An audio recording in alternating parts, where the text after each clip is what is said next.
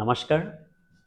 मैं आपका रतन सर आज आपको समझाने जा रहा हूं काइनेमेटिक्स 1D एंड 2D। फिर आप मुझसे पूछेंगे कि सर ये चैप्टर कौन सा वाला है। देखिए ये आपके एनसीईआरटी क्लास 11th के motion in a straight line and motion in a plane, मैं उसी दो चैप्टर को कवर कर रहा हूं जिसका नाम मैं काइनेमेटिक्स दे रहा हूं। मैं आगे समझाऊंगा। मैं इस लेक्चर में आपको एकदम जीरो लेवल से, यानी मैं एज्यूम करूंगा आप एक क्लास 9th की बच्चे हैं और उस बच्चे को मैं कैसे NEET level, JEE level, advance level की सवालें कैसे सोल्व करा सकता हूं। मैं बहुत क्वेश्चंस लूंगा यहां। देखिए समझ में तो हमको आ जाता है पर हम क्वेश्चंस नहीं कर पाते हैं। तो मेरे इस लेक्चर का मेन मोटो रहेगा कि आपको क्लास 9th की एक बच्चे एज्यूम करूं और आपको मैं किसी भी लेवल का क्वेश्चन सोल्व करवाने लायक बना दूं। लेकिन आप कोई भी सवाल अगर कर सकते हैं तो आप किसी दूसरे से करवा भी सकते हैं। अब बात को सुनिएगा। आप इसमें ऐसे मत समझिए कि मैं इस सब्जेक्ट का हीरो हूं। मैं भी थोड़ा सा जानता हूं और मैं जितना जानता हूं मैं उतना आपको एश्योरेंस दे सकता हूं कि आप जो एंट्रेंस लेवल के होते हैं, जितने प्रीवियस के सवालें हैं, जो एससी वर्मा के सवालें होते हैं, उसको मैं आपके सामने ला दूंगा। जब भी आप मेरे वीडियो को देख रहे हैं तो एक रिक्वेस्ट है मेरे आपसे कि आप इसको एंजॉयमेंट के तौर पे मत देखिए। आप बस एक काम कीजिए, आप पेन और कॉपी उठाइए और आपको जो भी बातें बोलता हूं आप एक ऑफलाइन क्लासेस की तरह उसको अच्छे से लिखिए। और जब भी कोई बातें आपसे पूछता हूं आप मन ही मन उसकी रेस्पॉन्स देने का कोशिश कीजिए। मैं श्योर हूं कि ये लेक्चर आप अच्छे से अगर सुनेंगे तो काइनेमेटिक्स चैप्टर में आपके हर एक क्वेश्चन बनने लगेगा। दोस्त, जैसे क्लास 11th की एनसीईआरटी का पहले पार्ट यानी मैकेनिक्स की बात हम करते हैं तो आप किसी भी बच्चों से अगर बात करेंगे तो उनको लगता है सर मेरे से रोटेशन नहीं होता, सर मेरे फिजिक्स ठीक नहीं है। देखिए मैं उसमें भी वीडियोस बनाऊंगा कि आपको फिजिक्स में कैसे अच्छा करना है। लेकिन मैं आपसे एक रिक्वेस्ट करता हूं कि आप ये मैकेनिक्स, ये सारे टर्म्स को बहुत हाइपर मत बनाइए प्लीज। ये 12th लेवल फिजिक्स है और 12th लेवल फिजिक्स जो होता है वो बहुत इजी होता है। जब मैं 12th लेवल फिजिक्स ही पढ़ा रहा हूं, बहुत हाई फाई कुछ नहीं है यहाँ। बस मैं आपसे एक बात बोलता हूं कि आप इस वीडियो को लास्ट तक अच्छे से देखिए और एकदम जेन्युइनली देखिए।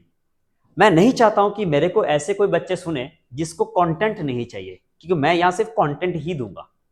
देखिए आपको मैं एक बताता हूं एक बात, नीट 2023 का जैसे मैंने यहां ऑलरेडी लिख के रखा कि मैं जीरो से जाऊंगा और ये नीट में इस चैप्टर से 3 क्वेश्चन रहते हैं, जेई में 2 सवाल रहते हैं।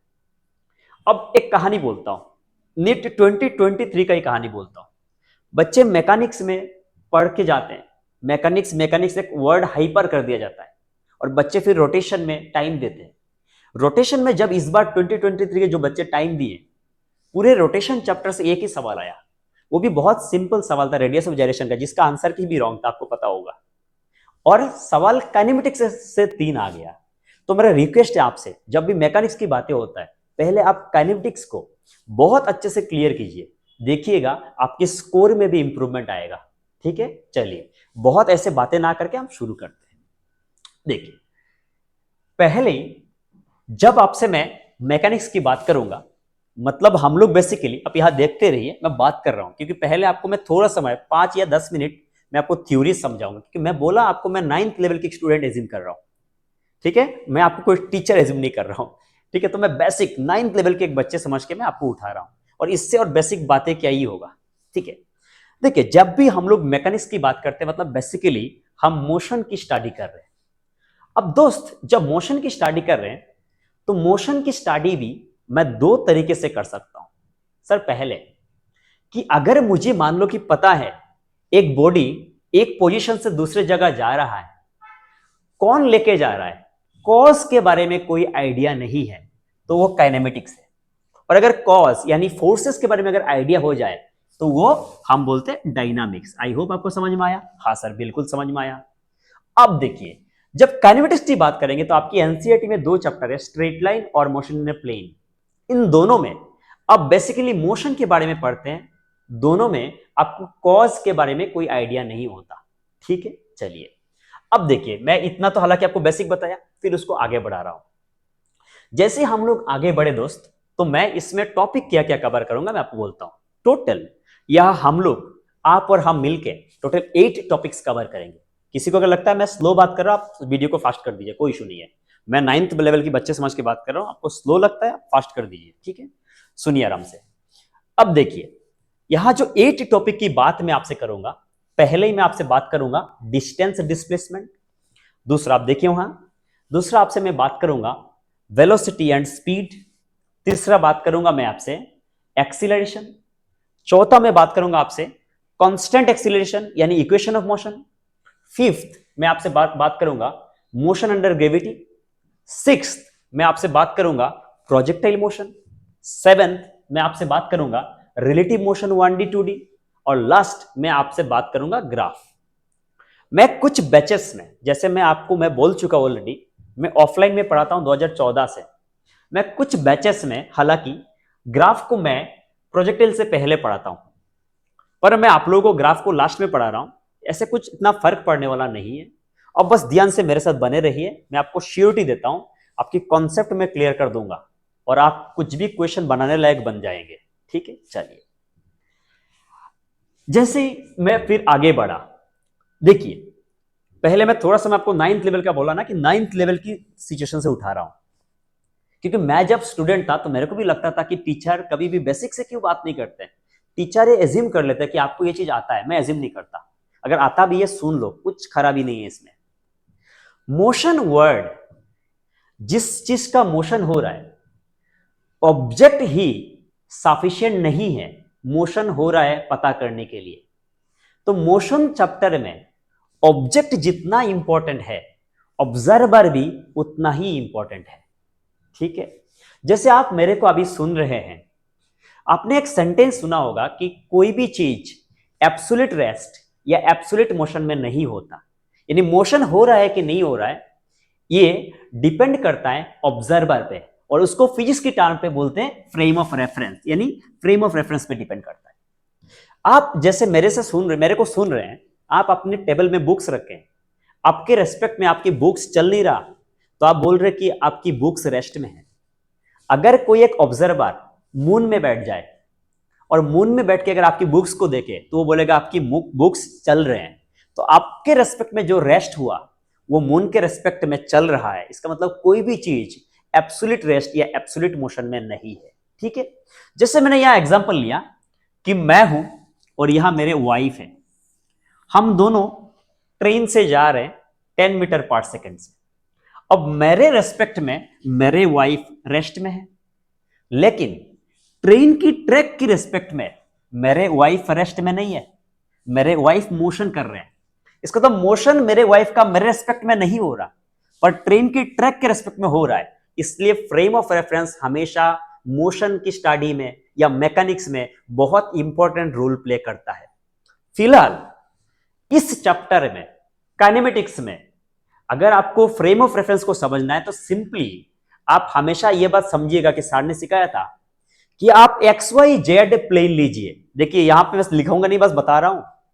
XYZ प्लेन में आप मेरे को ओरिजिन में बैठा दीजिए, या आपको ओरिजिन में बैठा दीजिए, और आपके हाथ में एक वॉच लीजिए, और आप देखिए कि कोई भी चीज को देख रहे हो, अगर उसका X कोऑर्डिनेट या Y कोऑर्डिनेट या Z कोऑर्डिनेट या XY या YZ या XYZ, कोई भी कोऑर्डिनेट्स अगर बदल रहे हैं तो उसकी मोशन हो रहा है।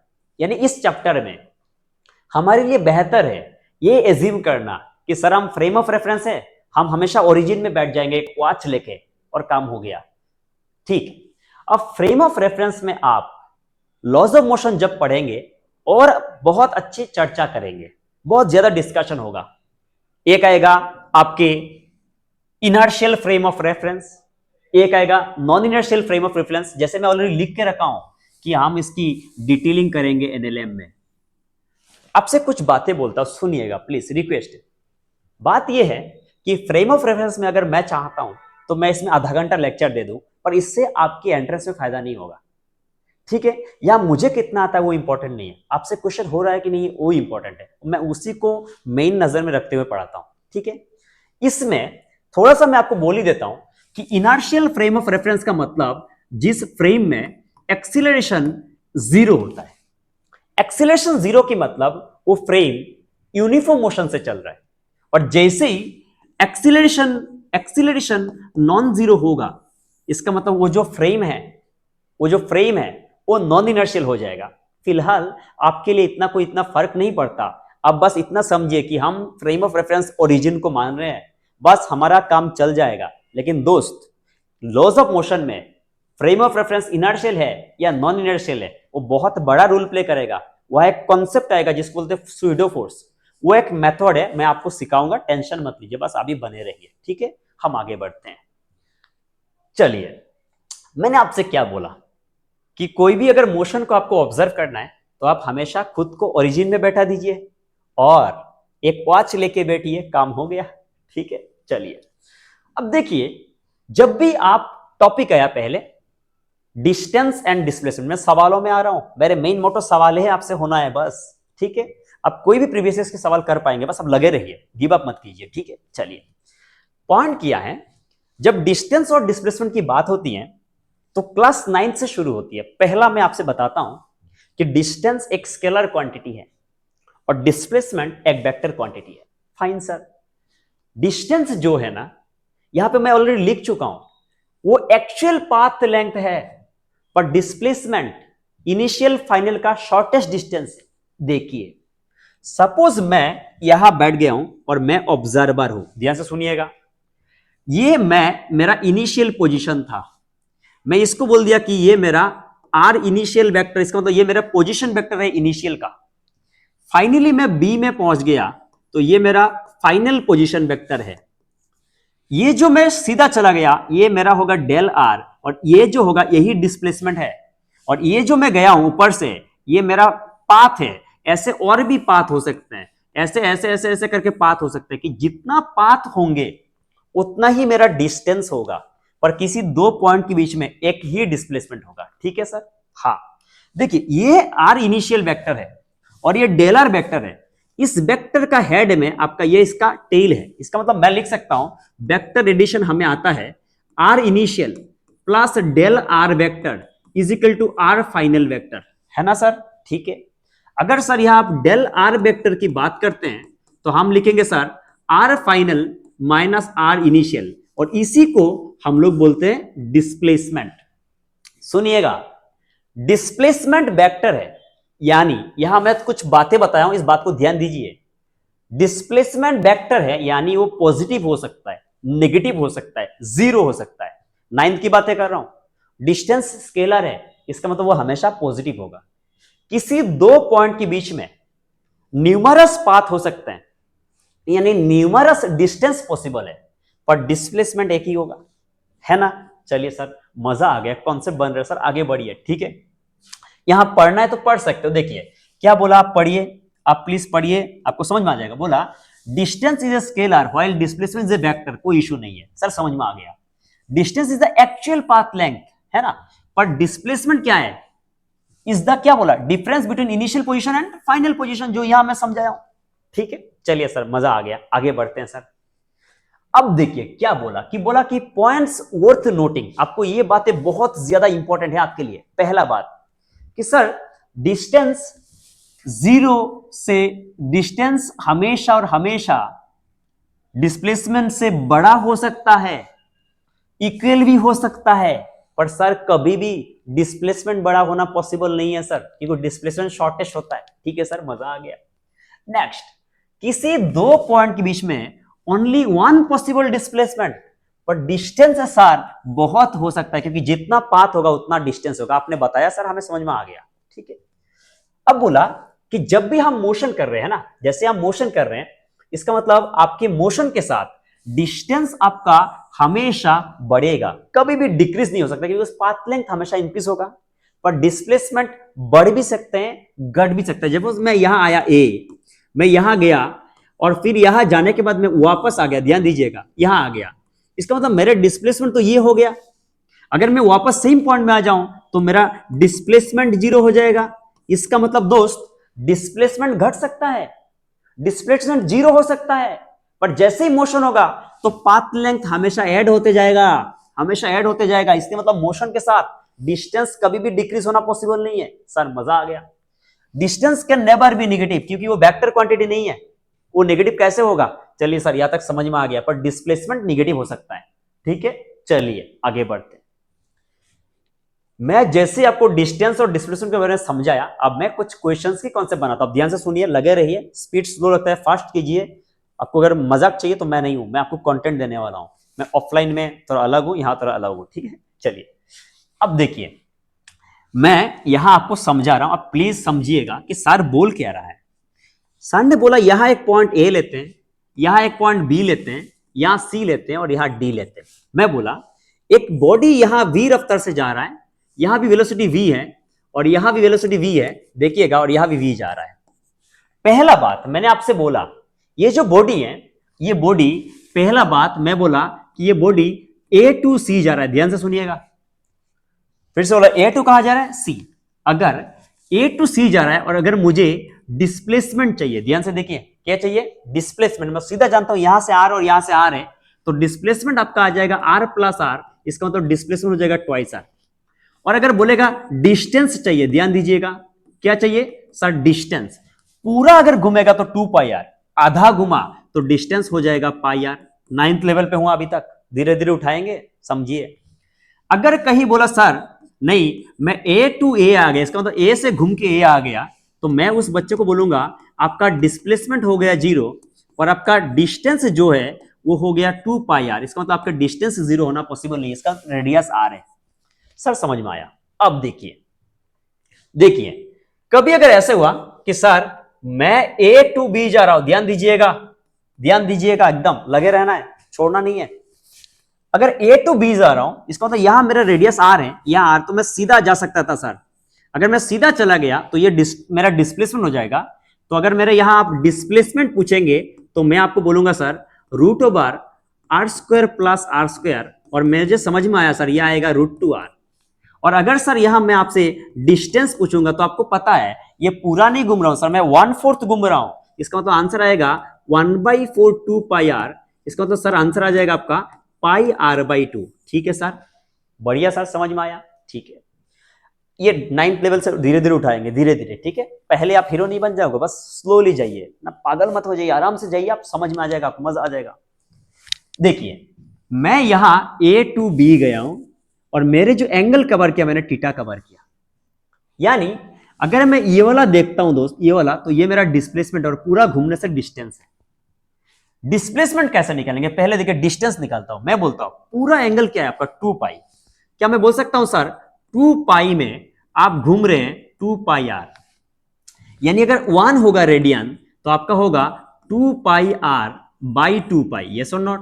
अगर आप थीटा घूम रहे हैं, कितना घूम रहे हैं? थीटा रेडियन, तो आपका डिस्टेंस हो जाएगा थीटा आर। क्या ये समझ में आया ना? क्या आपको समझ में आया ना? हाँ सर समझ में आ गया। अब सर आप डिस्प्लेसमेंट बता दीजिए।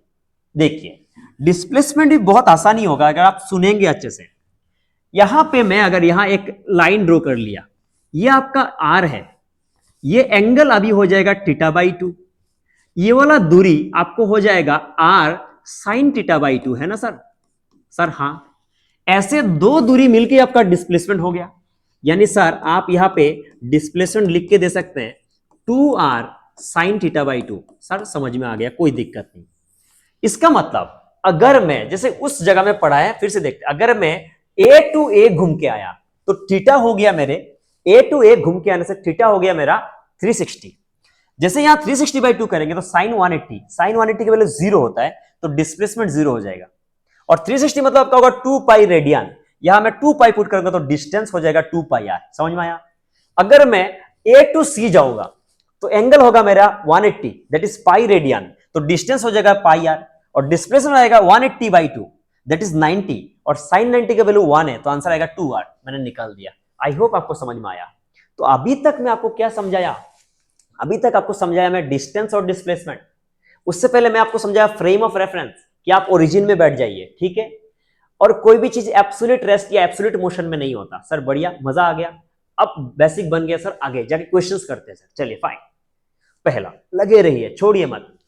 बोला इसमें कि सर इसमें से कौन से क्वांटिटी जो आप बात कर रहे हैं ये फ्रेम ऑफ रेफरेंस डिपेंडेंट है। देखिए पहला, डिस्टेंस आपका फ्रेम ऑफ रेफरेंस डिपेंडेंट होगा, है ना? बिल्कुल सर। डिस्प्लेसमेंट भी होगा सर, अगर डिस्प्लेसमेंट हो रहा है तो वेलोसिटी भी होगा सर, वेलोसिटी भी हो रहा है तो सर स्पीड भी होगा, क्योंकि डिस्टेंस है तो स्पीड होगा, डिस्प्लेसमेंट है तो वेलोसिटी होगा। सर अगर speed frame of reference dependent है सर, काइनेटिक एनर्जी भी डिपेंडेंट होगा। सर वेलोसिटी अगर डिपेंडेंट है सर, एक्सीलरेशन भी डिपेंडेंट होगा। सर अगर काइनेटिक एनर्जी डिपेंडेंट है sir, work done is force into displacement. Sir displacement dependent है सर, वर्क डन भी होगा। अगर फोर्स की बात किया जाए, इंडिविजुअल फोर्स कभी भी फ्रेम डिपेंडेंट नहीं है। अगर किसी भी चीज में 10 न्यूटन फोर्स लग रहा है तो कोई दूसरा देखेगा तो 10 न्यूटन बदलने वाला नहीं है। डू रिमेंबर, 10 लग रहा है तो 10 ही लगेगा, दूसरे ऑब्जर्वर पे फोर्स का वैल्यू बदलने वाला नहीं है। इसलिए ये फ्रेम ऑफ रेफरेंस डिपेंडेंट नहीं है। डिस्टेंस नहीं बोला, distance between two particles, distance frame of reference पे डिपेंड करता है, पर दो पार्टिकल के बीच में जो डिस्टेंस का गैप है वो कभी भी डिपेंड नहीं करता। टाइम भी फ्रेम का डिपेंड नहीं करता। इसलिए आपको ये पहला सवाल आई होप समझ में आया। तो यहां बच्चों से पूछा जाए ना कि distance frame of reference dependent है कि नहीं, तो बोल तो देते हैं सर डिस्टेंस है, पर डिस्टेंस बिटवीन टू पार्टिकल्स पूछेंगे ना तो कंफ्यूज हो जाते हैं। दो पार्टिकल के बीच में जो गैप है वो फ्रेम ऑफ रेफरेंस से कोई मतलब नहीं है। आई होप आपको समझ में आया। हाँ सर बढ़िया, आगे बढ़िए। देखिए मैं कहां से क्वेश्चन उठाना स्टार्ट किया, एकदम बेसिक से, धीरे धीरे इससे हमारा सब धीरे धीरे जाएंगे। आप बस मेरे साथ बने रहिए, छोड़िए मत। चलिए आपको लगता है मैं स्लो हूं, फास्ट हो जाइए, ठीक है? लेकिन आप अगर मेरे साथ रह जाएंगे ना काइनेमेटिक्स वाला सारे वीडियोस में, मैं आपको श्योरिटी दूंगा कि आपकी हर एक सवाल बनेगा। ऐसा मेरे कॉन्फिडेंस है, घमंड नहीं है, कॉन्फिडेंस है। घमंड मेरा कभी नहीं है, मैं इतना भी नहीं जानता, थोड़ा सा जानता हूं बस। देखिए पहले जैसे सवाल आया यहां पे, जैसे मैं बच्चों से पूछा क्या बताइए कि यहां पे देखिए सवाल आया कि रतन सर, मतलब यानी मैं, कंप्लीट्स 1 राउंड, है ना, कितने सेकंड में कंप्लीट कर रहा है? सर 40 सेकंड में। बढ़िया सर, यानी अगर 40 सेकंड में तुम्हारे सर 1 राउंड कंप्लीट करता है, ध्यान से सुनिएगा, तो तुम्हारे सर 1 सेकंड में कितना राउंड जाएगा रे? तुम्हारे सर 1 सेकंड में 1/40 राउंड जाएगा। सर बढ़िया, यानी अगर सर 2 मिनट 20 सेकंड चले तो सर कितना राउंड करेंगे तो समझ में आ जाएगा। यानी सर का 1/40 तो है 2 minutes 20 second, that is 140 second ना दोस्त। ये 0 0 कैंसिल हो गया, यानी ये आ गया आपका 3/3.5 राउंड। इसका मतलब तुम्हारे सर 2 मिनट 20 सेकंड में, 2 मिनट 20 सेकंड में तुम्हारे सर 3.5 राउंड किए।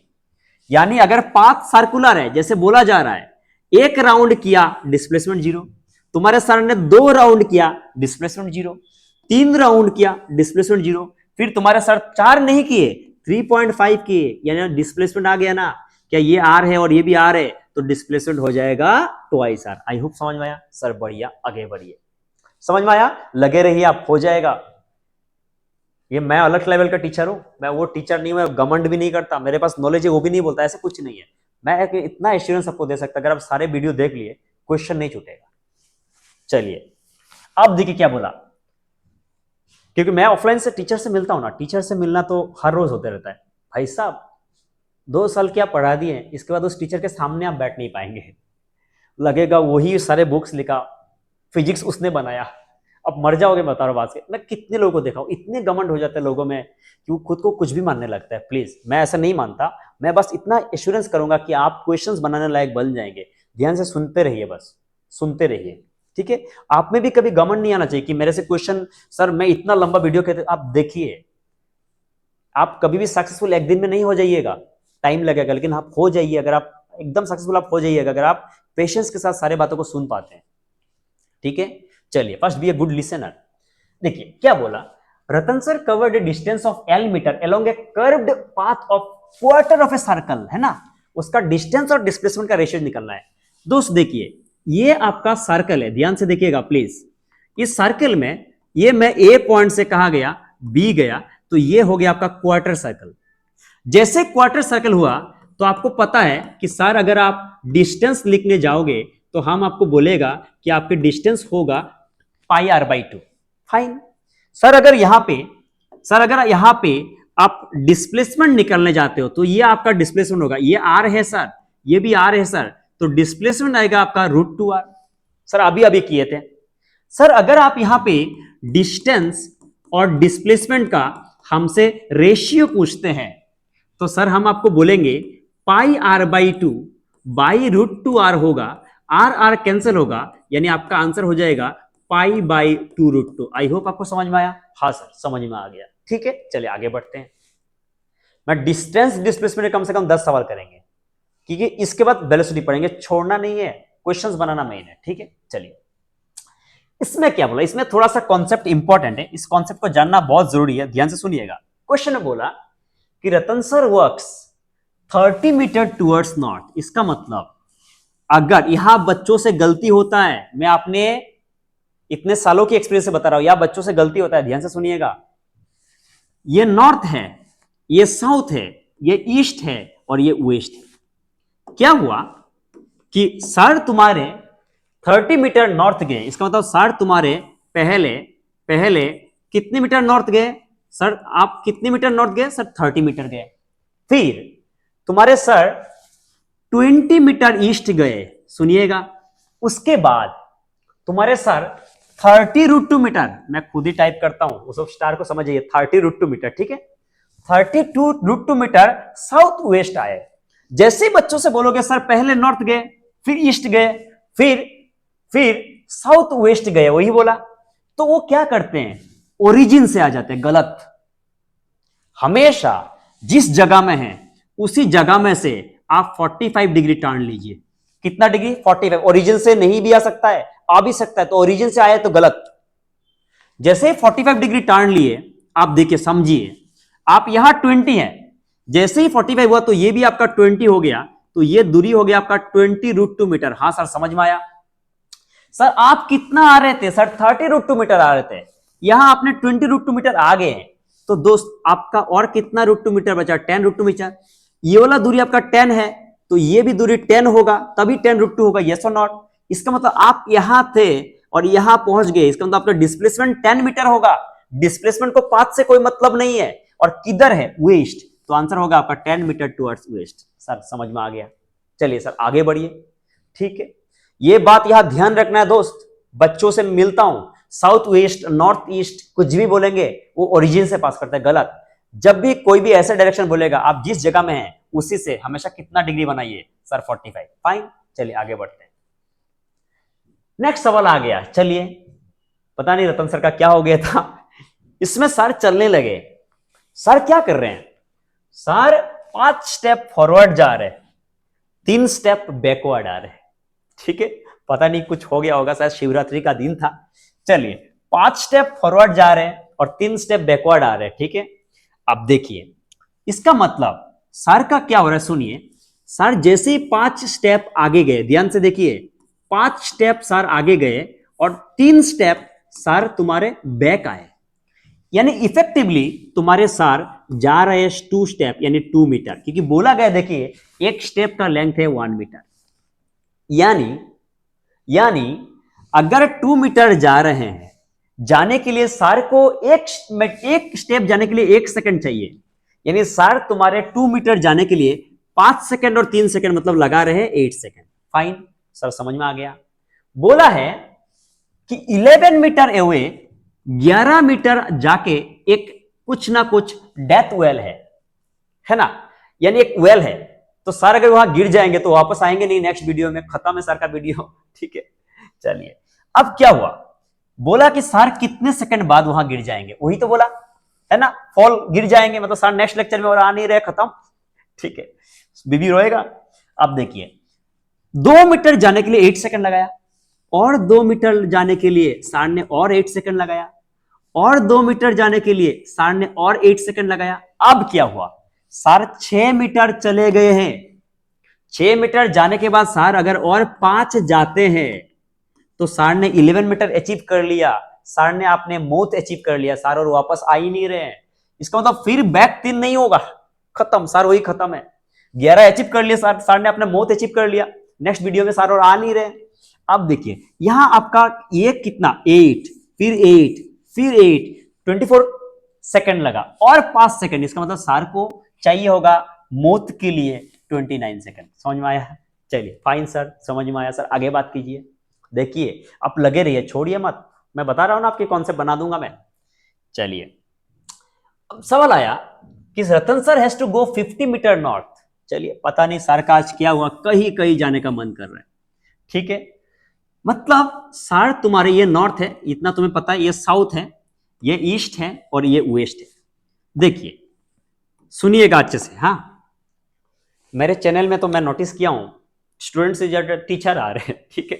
चलिए इसलिए मैं स्टूडेंट की पॉइंट ऑफ व्यू से पढ़ा रहा हूं, आप लोगों को नहीं पढ़ा रहा हूं। अगर आप देख भी रहे हैं प्लीज कृपया करके आप शांत रहिए, अगर आप भी नोट्स ले लीजिए, ठीक है। चलिए अब ये नॉर्थ या साउथ है और या ईस्ट है और या वेस्ट है। देखिए 50 मीटर नॉर्थ गए हैं, इसका मतलब अगर यहां पे 50 मीटर में नॉर्थ गया, फिर 40 मीटर में ईस्ट गया हूं, ठीक है। यानी मैं 40 मीटर ईस्ट गया, ध्यान दीजिएगा, और फिर मैं 20 मीटर किधर गया हूं, साउथ गया हूं, यानी 20 मीटर साउथ आ गया है ना सर, ठीक है फाइन। बोला पहले ये एससीबीएम का क्वेश्चन है, बोला पहले डिस्टेंस निकालना, अरे यार पाथ लेंथ निकाल देते हैं sir. Sir 50 plus 40 plus 20 sir हो गया, यानी सर 50 प्लस 40 आपका कितना होगा 90 प्लस 20 तो डिस्टेंस हो जाएगा sir 110 metre, sir fine. Displacement sir, मुझे डिस्प्लेसमेंट अगर निकालना पड़ेगा सर तो मैं सीधा ये वाला करूंगा। अब सीधा करने के लिए ये दूरी पता है सर 40 है, यहां सर 50 20 मतलब ये आपका 30 है, तो सर ये डिस्टेंस निकाल देंगे root over 40 square plus sir 30 square, है ना सर, ठीक है। इसका मतलब सर आपका डिस्टेंस आ गया 50 मीटर। आई होप आपको समझ में आया। डिस्टेंस आया 110 और डिस्प्लेसमेंट आया 50, ठीक है सर। आगे बढ़ते फाइन। ये क्वेश्चन इजी था, मैं इसलिए ले रहा हूं क्योंकि एससीबीएम में ये सवाल है और मैं उन सारे को बहुत रेस्पेक्ट करता हूं, एससीबी जी को बहुत रेस्पेक्ट करता हूं। चलिए आगे बढ़ता हूं मैं। इसमें क्या बोला देखिए कि तुम्हारे सर बहुत ट्रेवल करने का मतलब अलग ही फ्लो में है सर, कहीं भी ट्रेवल कर रहे हैं। 6 मीटर नॉर्थ गए, ठीक है, 6 मीटर नॉर्थ गए, इसका मतलब तुम्हारे सर 6 मीटर नॉर्थ गए, ध्यान से सुनिएगा। फिर तुम्हारे सर किधर गए, तुम्हारे सर फिर 8 मीटर ईस्ट गए, ध्यान से सुनिएगा। जाने के बाद सर अभी पैर चढ़ने लगे, समझ में, तुम्हारे सर फिर 10 मीटर वर्टिकली अपवर्ड, इसका मतलब सर तुम्हारे बोर्ड में नहीं है 10 मीटर वर्टिकली अपवर्ड जा रहे हैं। बोला कि आपको डिस्प्लेसमेंट निकालना है। सुनिए ये 6 है और ये 8 है, इसका मतलब मेरा यहां का लेंथ आपको मिल जाएगा क्या 6 square plus 8 square that is 36 64 है ना, 100 में तो ये मिल जाएगा आपको 10 मीटर, राइट। और मैं वर्टिकली गया हूं और 10, समझिए यहां ड्रॉ करना पॉसिबल नहीं, ये 10 है मेरा वर्टिकल, यहां 10 है, मतलब डिस्प्लेसमेंट ये है, ये डिस्प्लेसमेंट है, यहां 10 यहां 10, तो मेरे जो डिस्प्लेसमेंट होगा वो कुछ होगा ये root over 10 square plus 10 square, है ना। इसका मतलब आपका आंसर आ जाएगा 10 रूट 2 मीटर। क्या समझ में आया? हाँ सर बढ़िया समझ में आ गया सर। आगे बात करते हैं। चलिए अब आया कि इसमें से आपसे सवाल पूछा गया कि कौन सा स्टेटमेंट रॉन्ग है, करेक्ट नहीं पूछा, रॉन्ग। पहला कि nothing is in the state of absolute rest और एब्सोल्यूट मोशन, ये एब्सोल्यूट करेक्ट स्टेटमेंट है। आपको मैंने पहले ही बताया था कि कोई भी चीज मोशन है या नहीं है सिर्फ ऑब्जेक्ट पे डिपेंड नहीं करता, ऑब्जर्वर पे भी डिपेंड करता है। तुम्हें जो चीज रेस्ट में लग रहा है, मून में वो चीज उसको मोशन होते हुए लग रहा है, इसका मतलब कोई भी चीज एब्सोल्यूट मोशन और एब्सोल्यूट रेस्ट में नहीं है, सही बात। दूसरा, magnitude of displacement is always equal to distance, गलत। देयर आर सम सर्कमस्टेंसेस कि वहां पे डिस्टेंस ज्यादा होगा। मान लो मैं आज यहां से तुम्हारे घर गया, फिर तुम्हारे घर से यहां वापस आया, तो मेरे डिस्प्लेसमेंट 0 है पर मेरे डिस्टेंस 0 नहीं है, ट्वाइस द लेंथ। यहां से अगर तुम्हारे घर L है वापस भी L है, इसका मतलब लेंथ ट्वाइस L हो गया। इसका मतलब सुनिए डिस्प्लेसमेंट कभी भी बड़ा नहीं हो सकता, इक्वल हो सकता है पर मस्ट नहीं है। इन्होंने बोला ऑलवेज, ये वर्ड जैसे बोला तो हमने बोला कि आप स्टेटमेंट रॉन्ग हो। फिर magnitude of displacement can never be greater than the distance, सही बात, एब्सोल्यूट करेक्ट बात है। Next, magnitude of displacement may be equal to distance. Yes, सही बात। इसका मतलब हमें गलत चुनना था, तो हमारा आंसर होगा बी। समझ में आ गया सर? बढ़िया, ठीक है। इसका मतलब आपके डिस्टेंस और displacement related I hope clarity मिला। चलिए और एक सवाल करता हूं। इस सवाल में बोला एक व्हील है, ध्यान से सुनिएगा प्लीज, तभी मेरे को मजा आता है आपसे बात करके। व्हील का जो रेडियस है वो 1 मीटर है और वो रिवोल्यूशन कर रहा है। आपने पढ़ा होगा कि सर अगर एक व्हील है, ये यहां मान लीजिए इसका पॉइंट पी है, आपसे पूछा डिस्प्लेसमेंट ऑफ द पॉइंट निकलना है जो इनिशियली कांटेक्ट विद ग्राउंड, यानी इस पॉइंट का निकलना है।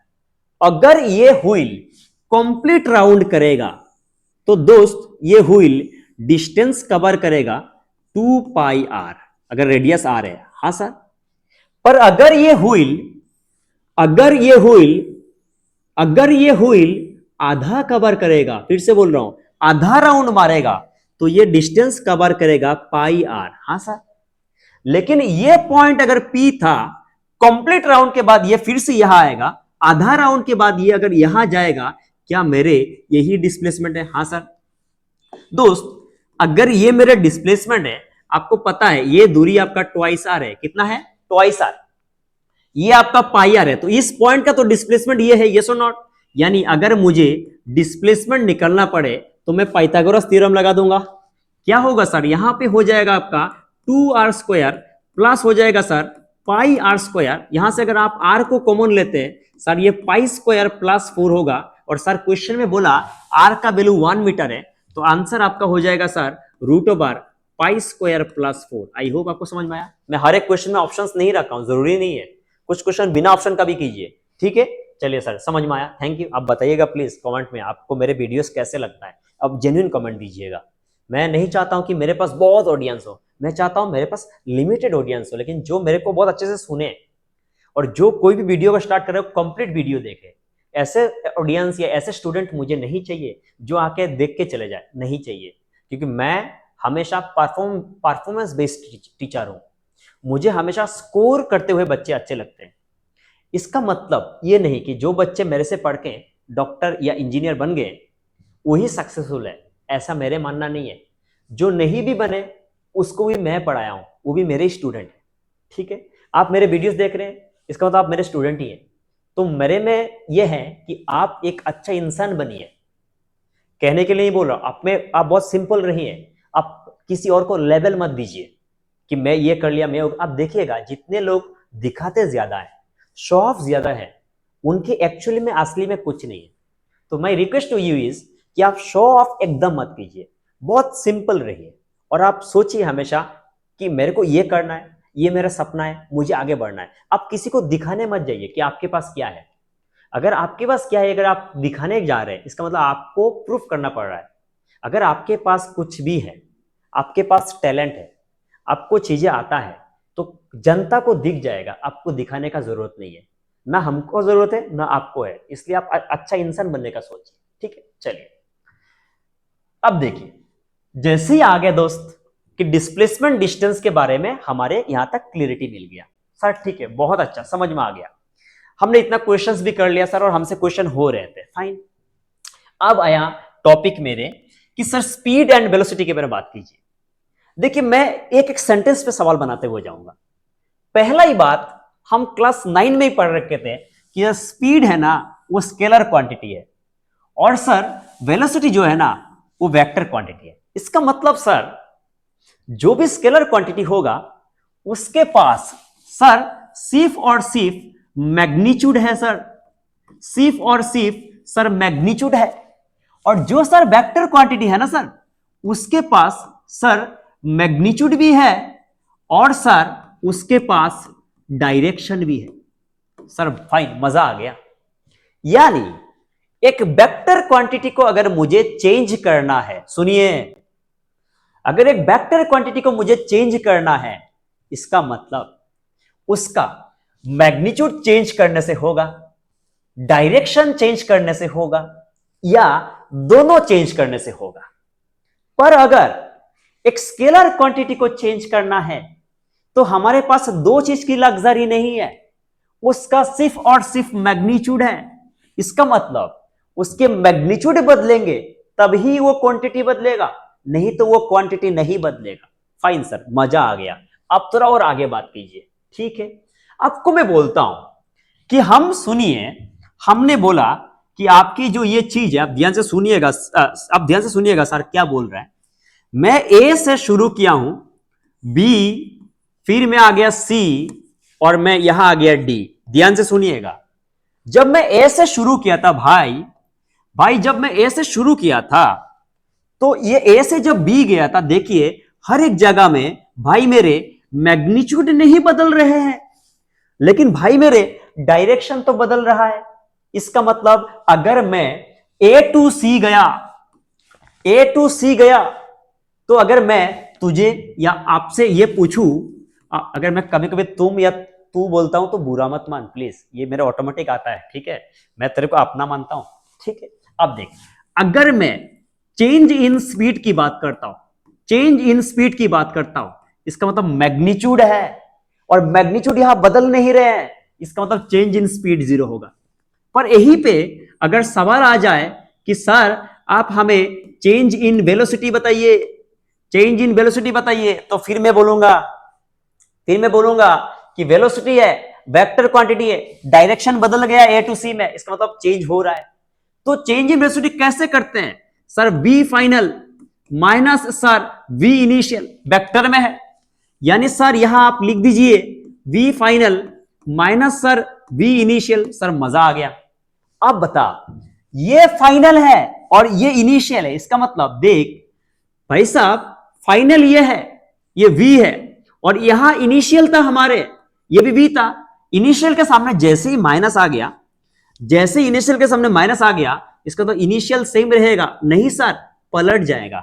हाँ सर, जैसे पलट जाएगा तो दोनों का डायरेक्शन सेम हो गया, और वेक्टर की एडिशन क्या होगा, क्या लिख दूंगा, बी प्लस बी, इसका मतलब आंसर हमारा आ गया ट्वाइस बी। सर मजा आ गया।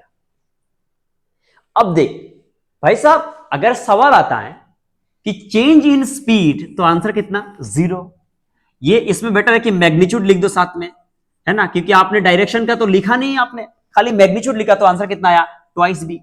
अगर सवाल ये आता है, ध्यान से सुनिएगा प्लीज, अगर सवाल ये आता है कि change in magnitude of velocity, सुनिएगा, यहां बोला magnitude of change in velocity, तो आंसर ये आया magnitude of change in velocity, मतलब चेंज इन वेलोसिटी करने के बाद हमने मैग्नीट्यूड निकाला, और यहां बोला change in magnitude of velocity. सुनिए, यानी वेलोसिटी के पास मैग्नीट्यूड भी है और डायरेक्शन है, और मैग्नीट्यूड बदल नहीं रहे, इसका मतलब इसका आंसर आ जाएगा 0।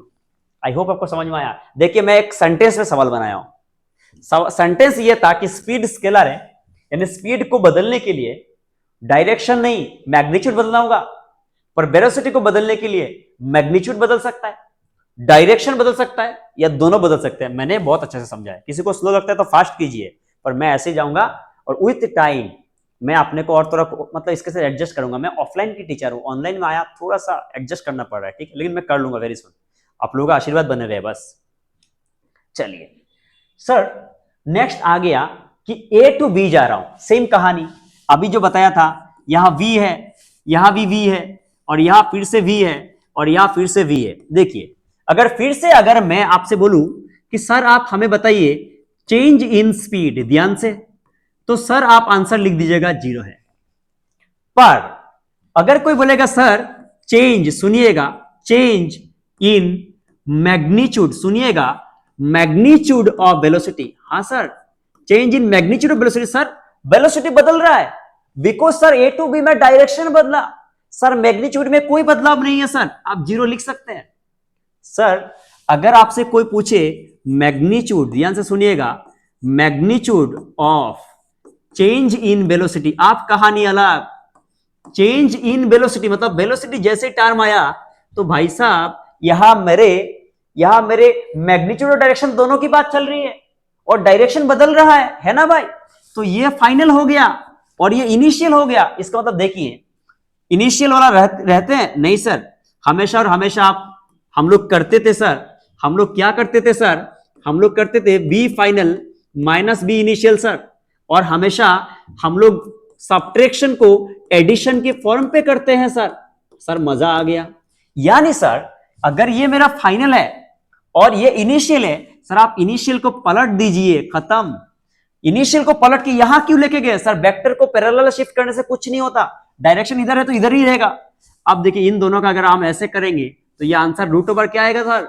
B square plus B square आएगा सर। ये आंसर आ गया आपका रूट टू बी। इसका मतलब चेंज आ गया हमारा रूट टू बी। सर मजा आ गया, एक लाइन पे आपने सवाल बना दिया सर, ये मजा आ गया कि सर अगर स्केलर है तो ये सवाल पूछ सकते हैं, सर वेक्टर है तो ये पूछ सकते हैं। बढ़िया सर, हम आगे बढ़ते हैं। फाइन सर, जैसे आगे बढ़ने का मन किया, फिर आ गया कि आप स्पीड के बारे में बात कर रहे हैं, है ना? स्पीड स्केलर है। अब स्पीड में दो टाइप की बातें हो सकता है सर। एक बातें हो सकता है एवरेज स्पीड और एक हो सकता है इंस्टेंटेनियस स्पीड। देखिए मैं यहां से आपके घर जा रहा हूं, इसका मतलब मेरे यहां से आपके घर आने में टाइम लगेगा। जब टाइम लगेगा इसका मतलब वहां पे इंटरवल की बात चल रहा है, और जहां भी इंटरवल की बातें होगी, जहां भी इंटरवल की बातें होगी, जहां भी इंटरवल की बातें होगी, वहां पे हमेशा एवरेज बातें आएगा। ठीक है सर, सर मजा आ गया। जब इंस्टेंटेनियस की बात आएगा सर, वहां पे किसी एक इंस्टेंट में आएगा कि सर आप जब हमारे घर आ रहे थे तो रास्ते में आपने किस किस को देख के आया सर?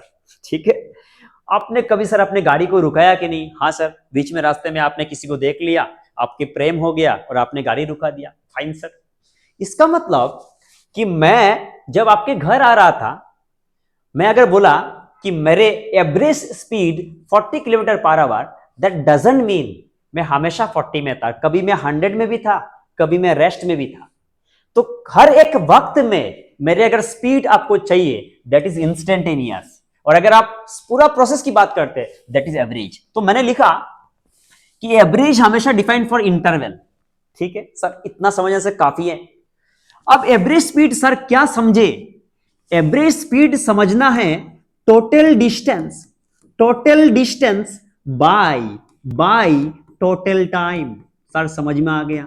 यानी टोटल डिस्टेंस अगर हमको पता है डेल एस, तो total time del T. Del मतलब इंटरवल। फाइन सर, अगर इंस्टेंटेनियस की बात करेंगे, इंस्टेंटेनियस की बात करेंगे तो आपको पता है जो टाइम इंटरवल होगा वो सर हम लोग टेंस टू जीरो कर देंगे सर, और जैसे टेंस टू जीरो करेंगे सर ये हो जाएगा ds बाई डी टी। यानी सर जब भी एवरेज की बात करेंगे तो इंटरवल है डेल लगाएंगे, और सर जब इंस्टेंट की बात करेंगे तो छोटा सा इंटरवल है, टेंस टू जीरो है, तो सर डिफरेंशिएट कर देंगे। वो सर मजा आ गया। सर आपकी जो डिस्टेंस था वो स्केलर क्वांटिटी था सर, इसका मतलब आपकी जो स्पीड है वो भी स्केलर है सर। फाइन, चलिए आगे बढ़ते हैं। आगे जब आए तो हमें पता चला सर वेलोसिटी की बात चल रहा है।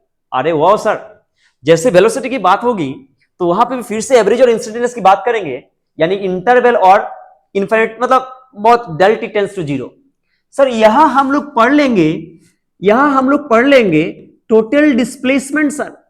Sir total displacement, total displacement by total time, और टोटल डिस्प्लेसमेंट होगा sir del R by del T. ठीक है, अब समझिए, यानी डिस्प्लेसमेंट अगर वेक्टर क्वांटिटी है तो वेलोसिटी भी वेक्टर है। यस सर, मजा आ गया, वो तो हम पढ़ चुके हैं।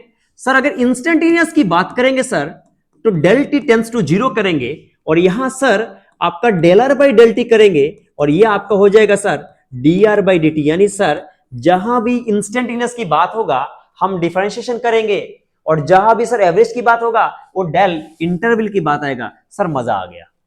अब देखिए, किसी भी जगह में अगर आपकी वेलोसिटी पता है, किसी इंस्टेंट में अगर आपकी वेलोसिटी पता है, उसके पास मैग्नीट्यूड है और डायरेक्शन है, और उस इंस्टेंट में आपकी वेलोसिटी का जो मैग्नीट्यूड है वही उस इंस्टेंट का स्पीड है। पर अगर एक इंटरवल देखेंगे तो एवरेज स्पीड और एवरेज वेलोसिटी, आगे जाके बताऊंगा, एवरेज स्पीड और एवरेज वेलोसिटी सेम नहीं है। यानी एवरेज वेलोसिटी का मैग्नीट्यूड एवरेज स्पीड नहीं है, क्योंकि एवरेज वेलोसिटी में डिस्प्लेसमेंट है और एवरेज स्पीड में डिस्टेंस है। सर मजा आ गया।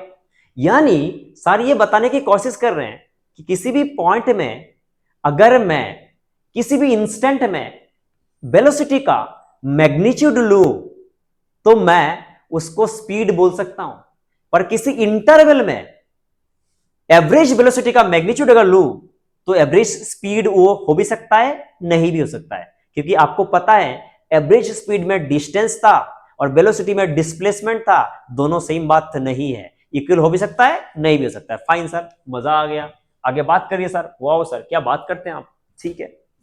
चलिए, मैं खुद का तारीफ नहीं कर रहा हूं, मैं ऐसे बातें करता हूं, क्लास में मैं ऐसे ही हूं। मैं 2014 से ऑफलाइन में हूं, जब मैं बीटेक फर्स्ट ईयर की स्टूडेंट था तब से मैं ऑफलाइन में हूं। और मैं आपको बोलता हूं मेरे टीचिंग की जर्नी थोड़ा अलग ही रहा है, कभी आपको मैं बताऊंगा। इसलिए मैं यहाँ टीचिंग में बहुत मेहनत से सीखा हूं कि फिजिक्स क्या होता है।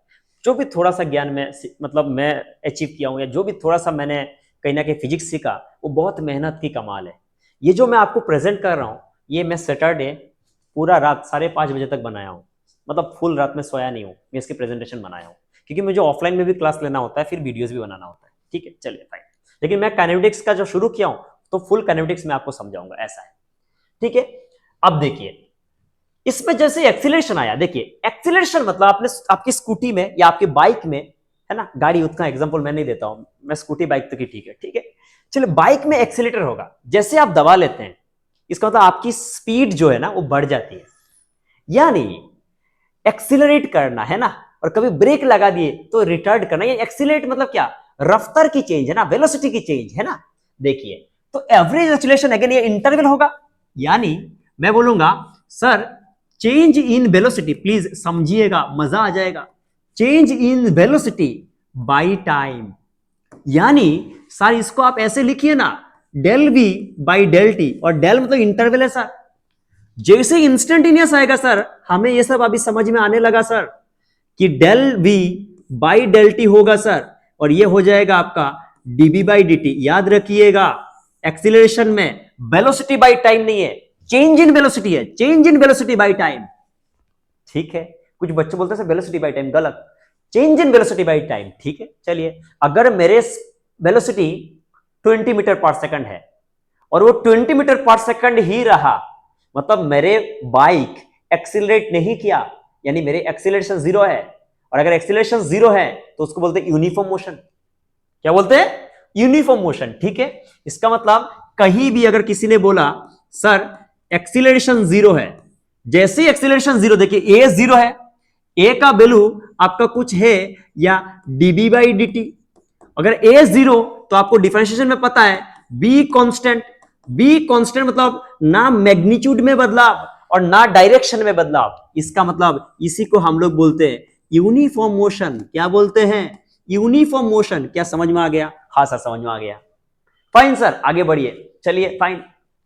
अब सुनिए, यूनिफॉर्म मोशन का मतलब आपकी जो वेलोसिटी है वो बदल नहीं रहा, ना मैग्नीट्यूड में बदल रहा ना डायरेक्शन में बदल रहा।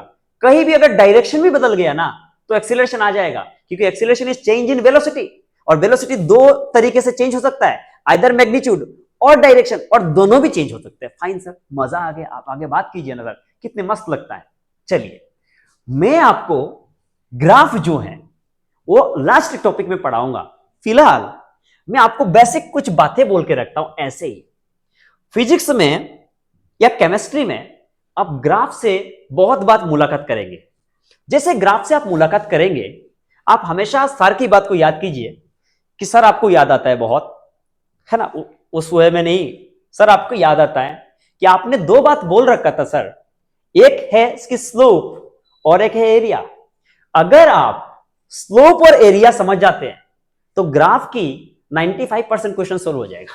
ठीक है सर, मजा आ गया, क्या बात करते हो आप, इतना कॉन्सेप्ट क्या ही है। देखिए, यहां डिस्प्लेसमेंट टाइम ग्राफ है, यानी यहां टाइम है और यहां आपकी डिस्प्लेसमेंट है। इस ग्राफ का अगर हम स्लोप देखेंगे, फिर से बोलो क्या देखेंगे, स्लोप क्या होगा, डिस्प्लेसमेंट बाय टाइम होगा। यानी सर इस ग्राफ का जो स्लोप है, मजा आ गया सर, ये तो वेलोसिटी होता है। सर इस ग्राफ का अगर एरिया आएगा, सर एरिया आएगा तो सर आप डिस्प्लेसमेंट इनटू टाइम करेंगे, और सर इसका कोई काम नहीं है। यानी पहला ग्राफ सर आपने तो मजा दे दिया कि पहला ग्राफ जो डिस्प्लेसमेंट टाइम ग्राफ है, इसमें सर काम में आएगा स्लोप, पर एरिया काम में नहीं आएगा। वाह सर बढ़िया। सर अगर वेलोसिटी टाइम ग्राफ की बात करते हैं, अगर वेलोसिटी टाइम की बात करते हैं, तो इसकी अगर हम स्लोप देखते हैं, क्या देखते हैं स्लोप, तो ये change in velocity by time ही होगा, change in velocity by time ही होगा। इसका मतलब sir change in velocity by time अगर हो गया तो इसका स्लोप देगा सर एक्सीलरेशन। वाह सर क्या बात करते हैं। ग्राफ में अलग से पढ़ाऊंगा, बस बेसिक बता रहा हूं, ठीक है ना। ये 12th लेवल फिजिक्स है, छोटा मोटा फिजिक्स है, इसमें अहंकार ना आपको करना है ना मेरे को करना है, बहुत इजी है, ठीक है। चलिए अब देखिए, इसमें अगर एरिया देखेंगे, इसमें एरिया में थोड़ा सा लॉजिक है। मान लीजिए इस ग्राफ को मैं बनाया, सुनिएगा, थोड़ा सा ये वाला कर लेता हूं, है ना। अब देखिए ऐसे गया और ऐसे गया, और मान लीजिए ऐसे बनाया। अगर यहां मैंने ये वाला एरिया निकाला, इसको बोला A1, ध्यान से सुनिएगा सर क्या बोल रहे हैं। यहां पे दे दिया A2, और यहां जो एरिया है इसको दे दिया A3। यानी सर देखिए जब भी ऐसे बातें आप कर रहे हैं तो यहां एरिया ये वाला पॉजिटिव आएगा, क्योंकि इसका एक्स भी पॉजिटिव है, वाई भी पॉजिटिव है। ये वाला एरिया भी पॉजिटिव आएगा क्योंकि इसका एक्स भी पॉजिटिव है और सर वाई भी पॉजिटिव है। और ये का इसका एक्स पॉजिटिव है पर वाई नेगेटिव है, यानी इसका एरिया सर नेगेटिव आएगा। यानी इस ग्राफ का अगर हम एरिया की बात करेंगे तो यहां दो कॉन्सेप्ट आ जाता है। पहला sir velocity into time, sir वो डिस्टेंस भी तो हो सकता है सर, और सर यहां डिस्प्लेसमेंट भी हो सकता है। सुनिएगा सर, डिस्टेंस कब होगा और डिस्प्लेसमेंट कब होगा, क्या यह बात आप हमें बता सकते हैं? बिल्कुल बता सकते हैं। देखिए यहां A1 है, यहां A2 है और यहां A3 है।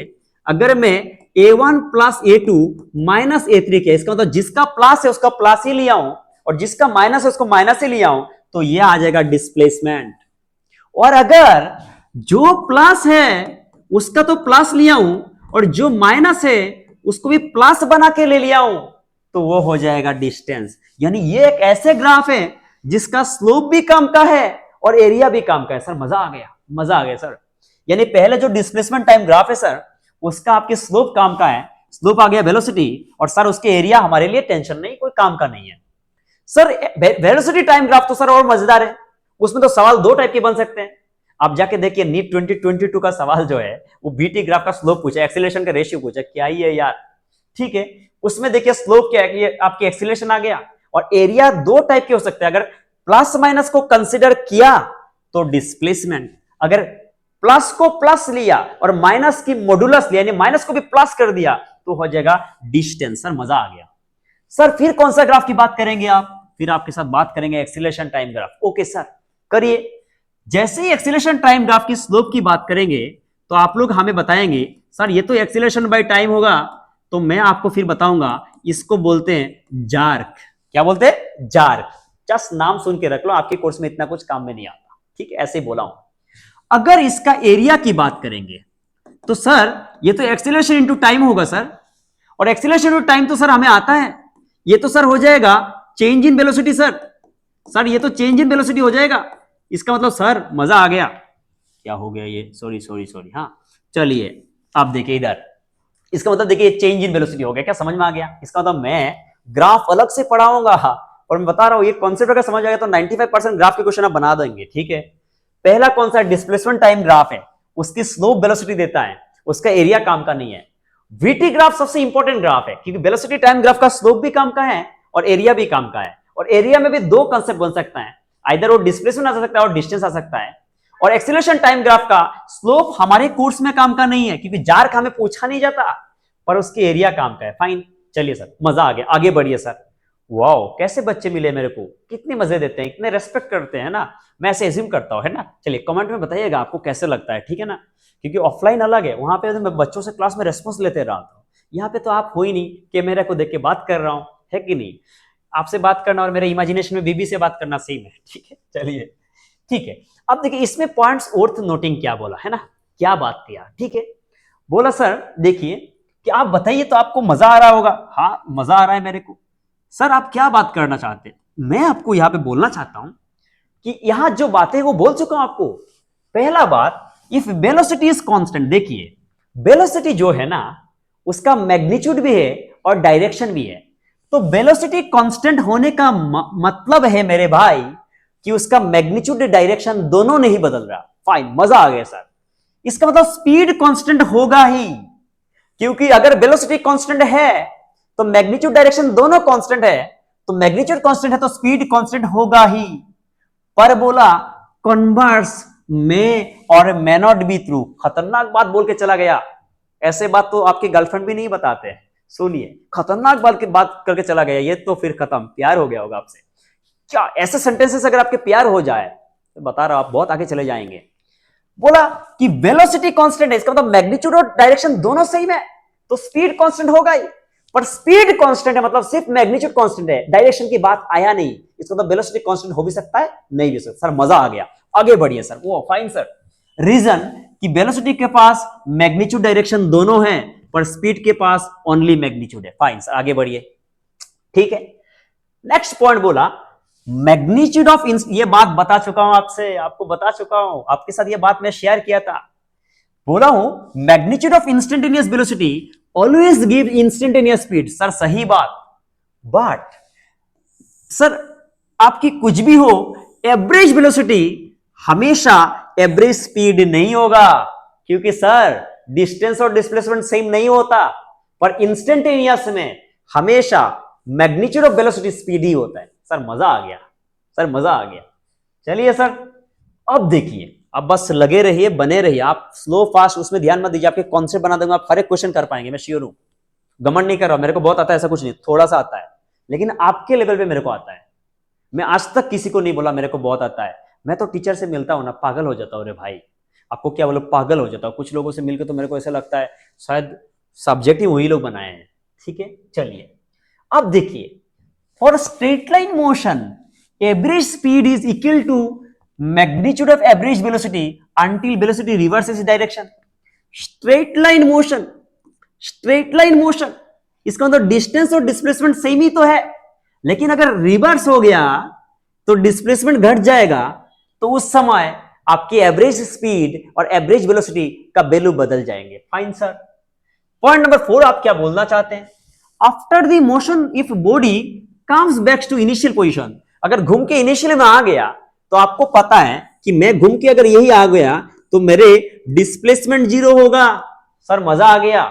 सर एवरेज वेलोसिटी आपकी जीरो हो जाएगा। हाँ सर, पर एवरेज स्पीड तो जीरो नहीं होगा सर, क्योंकि आपकी अगर गए एल आप आए एल तो आपकी एवरेज स्पीड जीरो होने वाला नहीं है। सवाल करेंगे, बहुत सवाल करेंगे, आप बस लगे रहिए।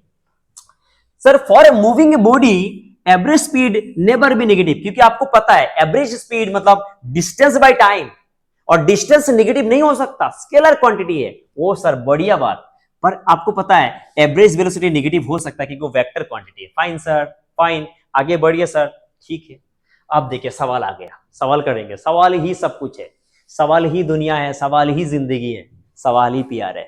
ठीक है, देखिए क्या बोला सर, आप पढ़िए, आप जो बोलेंगे वही हम सुनेंगे।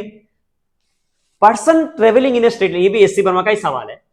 ए person travelling in a straight line moves with a uniform velocity v1 for some time and with uniform velocity v2 for the next equal time. यानी अगर टाइम में पहला t लेता हूं और फिर t लेता हूं, ये टाइम जो v1 से जा रहा है और ये टाइम v2 से जा रहा है, आपको क्या निकलने बोला? Average velocity. यानी आपको पता है टोटल डिस्प्लेसमेंट, आंसर दीजिएगा, बाय टोटल टाइम। मैं आपको इसलिए लिख रहा हूं ताकि आपकी फॉर्मूला याद हो जाए, और मैं बोला ना आपको 9th के बच्चे समझ रहा हूं, मैं बहुत छोटे हो मुझसे भी। ठीक है, अब टोटल डिस्प्लेसमेंट क्या होगा बताइए? टोटल टाइम तो मैं सीधा लिख दूंगा सर t प्लस टी। आपको पता है displacement is velocity into time. हाँ सर, तो ऊपर लिखिए ना आप sir v1t plus sir v2t। Sir t अगर कॉमन है तो कैंसिल हो जाएगा, सर आंसर आ जाएगा v1 plus v2 by 2। Sir मजा आ गया सर, आगे बढ़िए। ठीक है, वाओ सर। अब देखिए नेक्स्ट क्वेश्चन में क्या आया। Person travelling on a straight line moves with A uniform velocity v1, है ना, distance x and with uniform velocity v2 for the next equal distance. यानी इस बार बोला कि x दूरी v1, ये आपके वाला x नहीं है, ठीक है, वो आप जो x की बात सोच रहे हो वो नहीं है, ये वाला जो x है वो आपकी गया v2 से। हाँ सर, अब बताइए आपको क्या नहीं चाहिए सर? एवरेज वेलोसिटी सर, वही total displacement, total time sir. Total displacement तो अभी x प्लस एक्स है। टोटल टाइम सर, पहला वाला टाइम जो होगा वो x बाई v1 होगा और फिर x बाई v2 होगा सर। ओ सर मजा आ गया सर। यहां आपके हो जाएंगे 2x और यहां x कॉमन है सर, एलसीएम v1 v2 होगा सर और ये v2 प्लस v1 होगा। x कैंसिल हो जाएंगे सर, आंसर हो जाएगा 2v1 v2 by v1 plus v2। Sir बढ़िया, मजा आ गया सर, आप आगे बढ़िए। वाओ सर, ठीक है, थोड़ा सा पानी पी लेता हूं मेरे भाई, ठीक है, थोड़ा सा पानी पी लेता हूं, ठीक है, यहां तक समझ में आ गया? हाँ सर,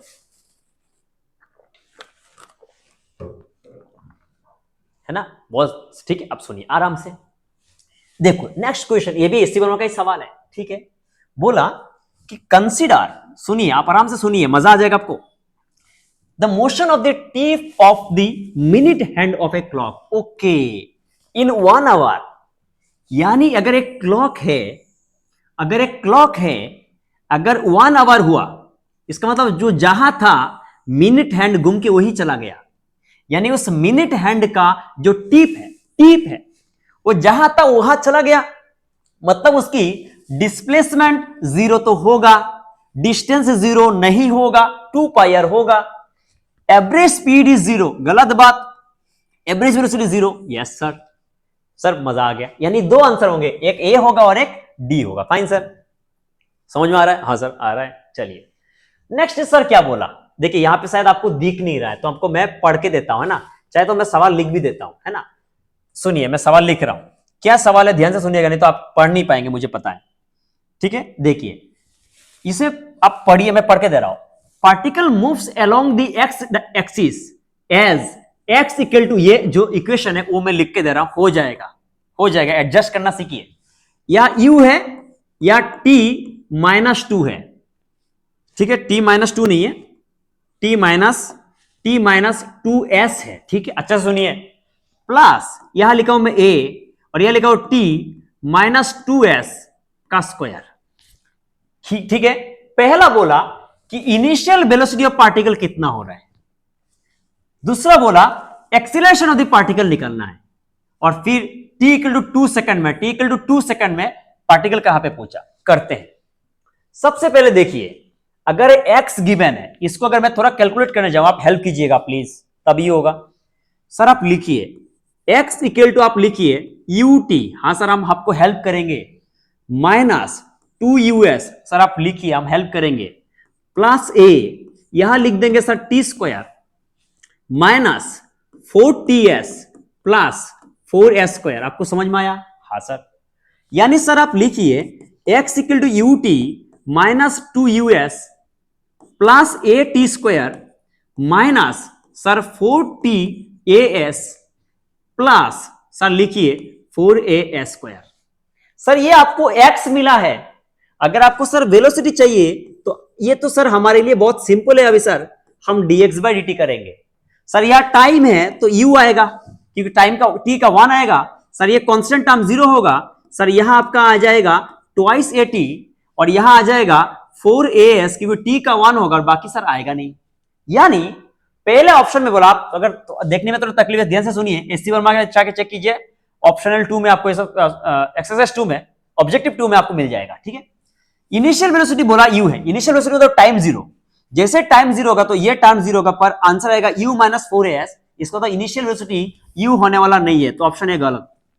ऑप्शन बी में बोला एक्सीलरेशन बताइए। देखिए एक्सीलरेशन बताना बहुत इजी है सर, अगर वेलोसिटी पता है तो एक्सीलरेशन होता है dv बाई dt, सर इतना तो हम जानते हैं। अगर सर यहां अगर हम dv बाई dt किए, ये कांस्टेंट टर्म 0 होगा, कांस्टेंट टर्म 0 होगा, सर आंसर आ जाएगा ट्वाइस a। तो ऑप्शन बी में बोला, पढ़ने में अगर तकलीफ है तो मैं पढ़ के दे रहा हूं, acceleration of the particle is a, गलत। सी में बोला acceleration of the particle is twice a, सही, ट्वाइस a तो आया।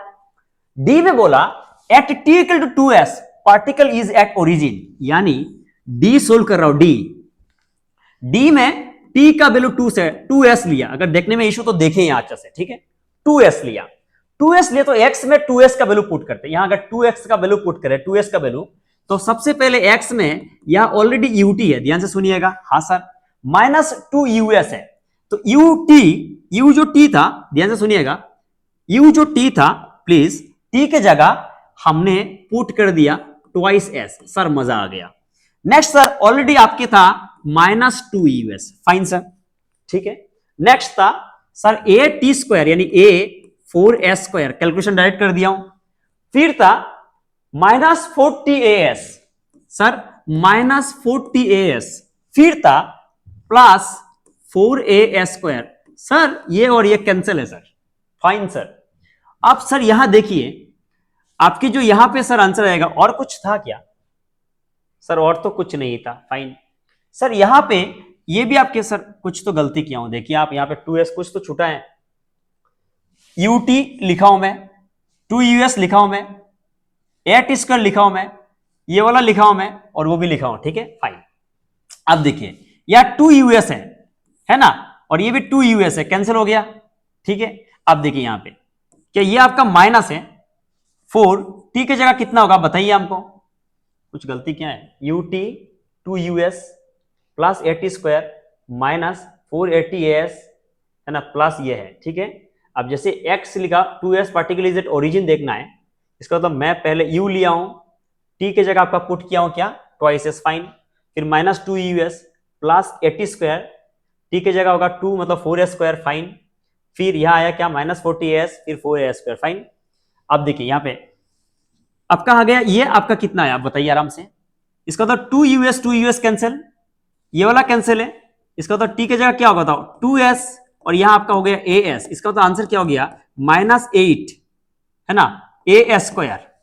अब देखिए मिस्टेक क्या किया हूं, ये मैं 4s² कैंसिल करता हूं, कैंसिल तो होगा नहीं क्योंकि दोनों प्लस है, ये -8 as² आया, और दोनों प्लस है, दोनों कैंसिल होके नेट आएगा 0, इसका मतलब पार्टिकल आपकी ओरिजिन में है, ठीक है। थोड़ा सा इशू आ गया था, ठीक है, कोई दिक्कत नहीं। आई होप आपको समझ में आया। इसका मतलब पार्टिकल ओरिजिन में बिकॉज़ x का वैल्यू 0 आ गया, ठीक है, फिर से दिखाने का तो जरूरत नहीं है, ठीक है सर, फाइन, ठीक है। आगे बढ़ते हैं नेक्स्ट सवाल में, देखिए, ठीक है। आप आई होप कि आपको आप देख पा रहे हैं ना, फाइन। देखिए इसमें सवाल में मैं आपको पढ़ के सुनाऊंगा, अगर आपको थोड़ा सा देखने में इशू ना, आप अच्छे से पढ़ के सुनाऊंगा, सुन लीजिएगा। क्या बोला कि pick the correct statement, average speed of particle, है ना, मैं दूसरा कलर लेता हूं, ब्लैक कलर लेता हूं, सबसे अच्छा रहेगा। Average speed of particle in a given time is never less than the magnitude of average velocity.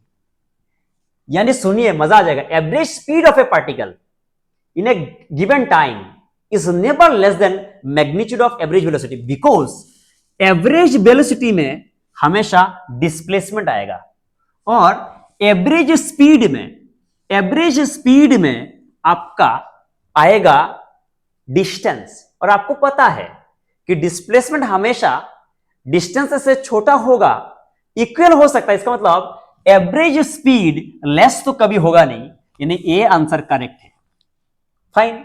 B बोला it is possible to have a situation in which dB/dt, ध्यान दीजिएगा सर क्या बोल रहा है, थोड़ा सा स्लो ही जाए लेकिन कंसेप्ट बन जाएगा।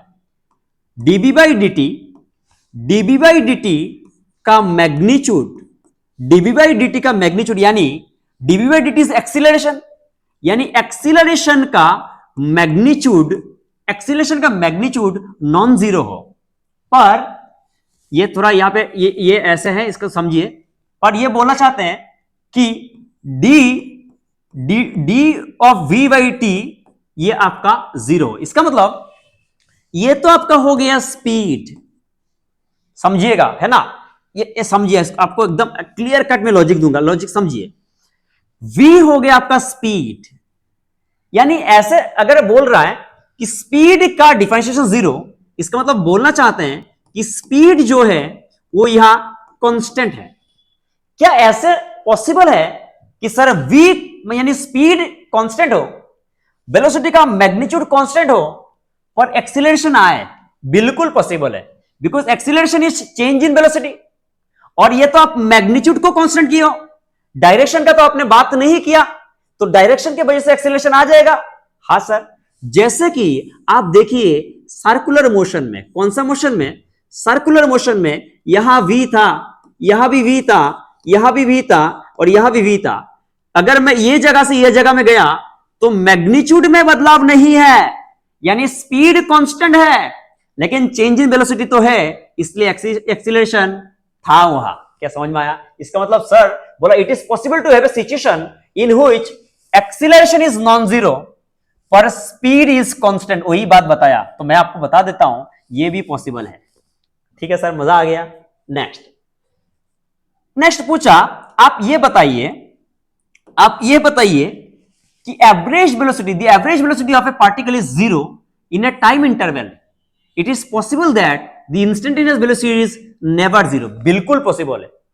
अगर मैं एक सर्कुलर मोशन ही देखता हूं, मैं दूसरा कलर ले रहा हूं, अगर मैं एक सर्कुलर मोशन ही देखता हूं, उस सर्कुलर मोशन में मैं अगर ये रफ्तार से गया और घूम के अगर यही आ गया, इसका मतलब मेरे डिस्प्लेसमेंट जीरो है, और डिस्प्लेसमेंट अगर जीरो है इसका मतलब मेरे आपकी जो एवरेज वेलोसिटी है वो जीरो हो गया, पर मेरे इंस्टेंटेनियस वेलोसिटी कभी भी जीरो नहीं था। फाइन, इसका मतलब सर सी भी हो सकता है। सर डी में क्या बात करते हैं आप? डी में मैं आपसे बात कर रहा हूं कि average velocity of a particle moving on a straight line is zero in a time interval, it is possible that the instantaneous velocity is never zero. देखिए ये स्ट्रेट लाइन बोल दिया है, और स्ट्रेट लाइन में अगर आपको स्ट्रेट लाइन में डिस्प्लेसमेंट जीरो करना है, इसका मतलब पार्टिकल को घूम के आना पड़ेगा मतलब पार्टिकल रिवर्स होगा, और जहां भी पार्टिकल रिवर्स होगा वहां पे आपकी वेलोसिटी जीरो होगा। इसका मतलब ये गलत बात, तो आंसर यहां पे हो जाएगा आपका ए, बी एंड सी। देखिए पूरा लॉजिकल सवाल था, कॉन्सेप्ट पूरा क्लियर हो जाएगा। आई होप आपको समझ में आया। फिर से बोल देता हूं एक बार। पहले बोला कि average speed of a particle in A given time is never less than the magnitude of average velocity. सही बात। दूसरा बोला कि ऐसा सिचुएशन हो पाएगा क्या जिसमें एक्सीलरेशन है पर स्पीड कांस्टेंट है? बिल्कुल हो पाएगा, because acceleration is change in velocity, और वेलोसिटी मतलब मैग्नीट्यूड और डायरेक्शन दोनों। आपने मैग्नीट्यूड को कांस्टेंट किया, डायरेक्शन में कोई कुछ नहीं किए, मतलब डायरेक्शन अगर आ गया तो एक्सीलरेशन आ जाएगा, डायरेक्शन में चेंज आ गया तो एक्सीलरेशन आ जाएगा। सर फाइन, मजा आ गया, आगे बढ़िए। अब देखिए ये सारे ना मैं एक्चुअली एससी का पीडीएफ से उठाया, तो व्हाइट में हो सकता है थोड़ा सा इशू आ रहा है, मैं देख लेता हूं इशू आ रहा है क्या। नहीं ठीक है, पहचान में आ रहा है, मेरे लैपटॉप में तो आ रहा है, पता नहीं आपके क्या सिनारियो है। ठीक है चलिए, कौन सा आप सवाल में आ गए? हम लोग सर 15 में आ गए। सर 15 बताइए फिर। चलिए 15 की बात कर रहा हूं। Mark the correct statement for a particle going on a straight line. Fine, पहला बोला if the velocity and acceleration have opposite sign the object is slowing down. बिल्कुल सही बात।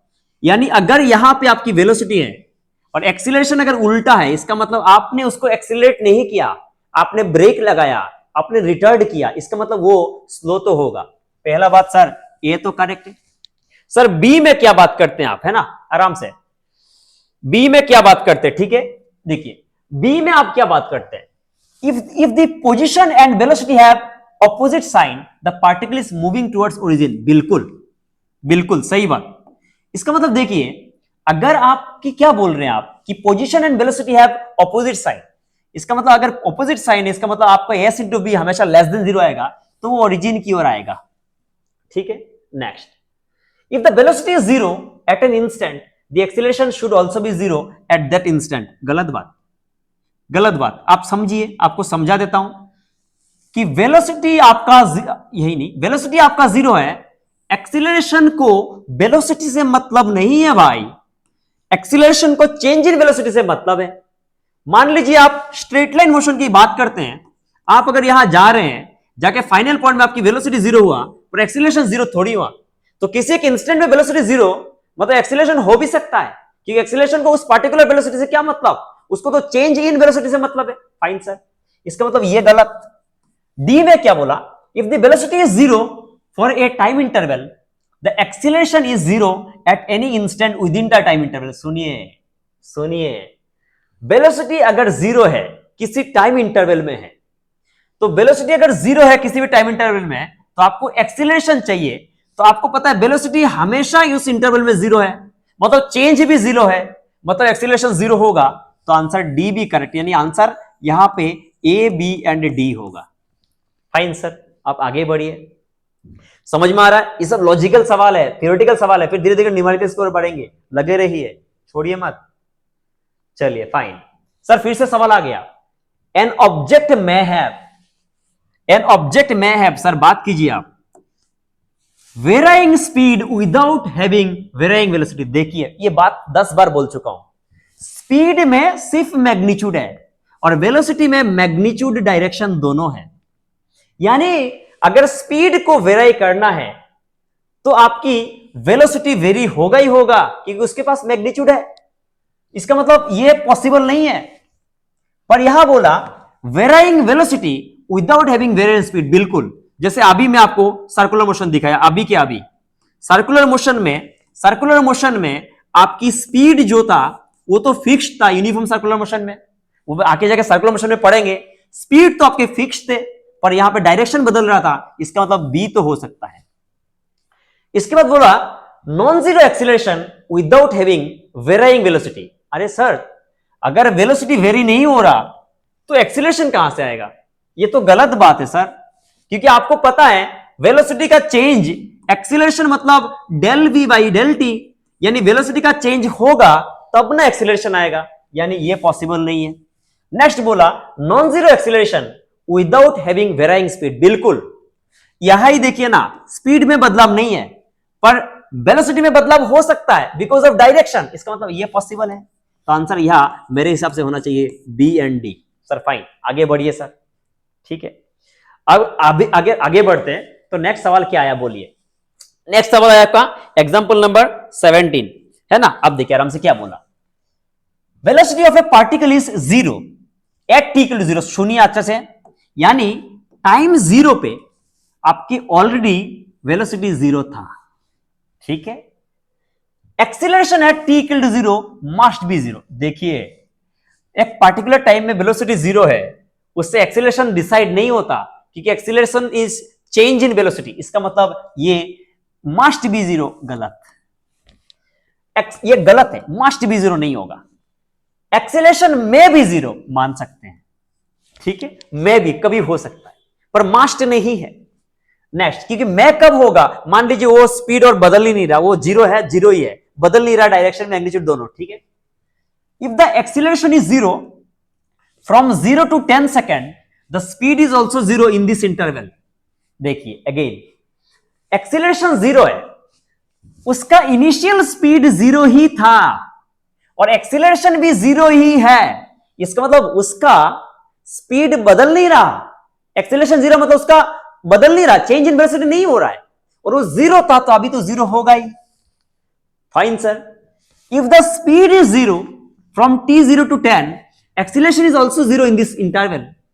देखिए वो 0 था, अभी भी 0 है, इसका मतलब सर क्या हुआ बताइए। अब बताइए, अगर ये 0 है इसका मतलब क्या है, चेंज नहीं है ना, तो एक्सीलरेशन तो 0 होगा। तो ये मेरे हिसाब से आंसर आना चाहिए, आपका आंसर आना चाहिए B C D. I hope आपको थियोरेटिकल सारे कॉन्सेप्ट मिल रहा है, और ये बहुत इंपॉर्टेंट, ये सब अगर समझ में आ जाए तो न्यूमेरिकल्स करना कुछ भी नहीं आप कर सकते। फाइन सर, अब देखिए फिर ये भी एसी वर्मा का ही सवाल है, क्या बोला बताइए, आप बताइए। बोला क्वेश्चन में कि करेक्ट स्टेटमेंट बताइए, the magnitude of velocity of a particle is equal to its speed. यानी देखिए वेलोसिटी का किसी भी इंस्टेंट में अगर हम मैग्नीट्यूड लेंगे तो वह स्पीड तो है। The magnitude of average velocity in an interval is equal to average speed in that interval. गलत, मैं बता चुका हूं, ये 10 बार आ चुका है सेंटेंस, सर ये नहीं होगा। It is possible to have a situation in which speed of particle is always 0 but average speed is not 0। कैसे होगा, कैसे होगा? अगर स्पीड हमेशा 0 है, इसका मतलब उसके एवरेज स्पीड तो 0 ही होगा, तो नॉट 0 होना पॉसिबल नहीं है। It is possible to have a situation in which speed of the particle is never 0 but average speed is 0। गलत, अगर स्पीड 0 कभी नहीं था, मतलब वो चीज चल रहा है, मतलब उसका डिस्टेंस आएगा, इसका मतलब उसका एवरेज 0 होना पॉसिबल नहीं है। तो यहां मेरे हिसाब से आंसर सिर्फ होना चाहिए ए। फाइन सर, आप आगे बढ़िए। देखिए हो गया, अब थ्योरेटिकल क्वेश्चन की झाड़नी खत्म, चलते हैं थोड़ा न्यूमेरिकल्स की ओर। आप प्लीज आप फीडबैक में बताइए कि आपको कैसे लग रहा है, आप कमेंट्स में बताइएगा तो मैं उसमें और थोड़ा इंप्रूवमेंट लाऊंगा, कुछ कुछ तो सही कर रहा हूं, कुछ तो गलत कर रहा हूं, आप बताइएगा जो भी आपको लगता है। सर और थोड़ा फास्ट स्लो, देखिए अगर आपको स्लो लगता है आप फास्ट कीजिए, लेकिन आप मेरे साथ बने रहिए और 1 सेकंड के वीडियो देखने मत आइए, आप अच्छे से देखिए, आपके कॉन्सेप्ट बन जाएगा। फाइन, आप सुनिए क्या बोला। सर आप पढ़िए, क्वेश्चन को आप पढ़ेंगे तो हमें भी हेल्प मिलती है। ए particle moving in a straight line covered half the distance with speed 12। Fine, यानी अगर पार्टिकल मैं बोलता हूं x और x ट्रेवल कर रहा है तो पहला x वो ट्रेवल कर रहा है 12 मीटर पर सेकेंड। फाइन, बाकी जो हाफ डिस्टेंस है उसमें इक्वल टाइम इंटरवल में डिवाइड कर दिया, यानी उसने यहां t और t दे दिया। पहला t टाइम वो जा रहा है 4.5 और बाद की t टाइम जा रहा है वो 7.5। आप पढ़ के देखिए, बोला कि आप एवरेज स्पीड बताइए। फाइन सर, जैसे ही सर हम लोग एवरेज स्पीड की बात बताते हैं तो आपने अभी अभी बताया और हमने ये बात को पूरा सीख लिया कि सर ये जो होगा वो होगा sir total distance by sir total time. Fine sir, sir total distance तो हमें पता चल गया, x और x मिलके सर आपका ट्वाइसेस होगा, ये आपके वाला x नहीं है, ठीक है, बार बार बोल रहा हूं। टाइम जो है पहले यहां टाइम होगा x/12 और यहां टाइम 2 है, एक हो गया t और t मतलब ट्वाइस t। प्रॉब्लम हो गया t आ गया, जैसे t आ गया आपको घबराने का जरूरत नहीं है। आप देखिए यहां डिस्टेंस x है, क्या distance equal to speed into time, इसका मतलब 4.5t प्लस 7.5t, इसका मतलब ये 4.5 प्लस 7.5 आपके यहां पे आ जाएगा 12t। आई थिंक आपको समझ में आया? हाँ सर, यानी t को अगर आपको रिप्लेस करना पड़े तो आप यहां देखिए, आप यहां लिख सकते हैं सर ट्वाइस x है और यहां सर आपका x/12 है और सर यहां हो जाएगा t इक्वल टू x/12, इसका मतलब सर 2x/12 है। सर एक काम कीजिए, आप एलसीएम ले लीजिए तो 2x इंटू 12 होगा और सर नीचे आ जाएगा 3x। सर x तो कैंसिल होगा, सर आंसर आ जाएगा 8 मीटर पर second. Fine sir, fine sir, देखिए अगर डिस्टेंस और टाइम दोनों डिवीजन होगा तो कैसे करना है आपको समझ में आ गया। फाइन, चलिए अब देखिए आगे बढ़ते हैं। सर क्या बोला, the motion of a particle along a straight line is described by equation। Sir by equation sir describe किया गया ये वाला, सर आप लिख लीजिए x equal to 8 plus 12t minus T cube है सर। फाइन, अब उसमें बोला x मीटर में है और t सेकंड में है, तो हमारे लिए कोई बहुत बड़ी बात है नहीं। रिटार्डेशन निकालना है, रिटार्डेशन मतलब क्या, negative of acceleration. Fine sir, अगर कब, जब आपकी वेलोसिटी कितना हो, 0। देखिए x गिवन है तो वेलोसिटी कुछ होगा नहीं सर, सिंपल है dx/dt से हम ऐसे निकाल देंगे।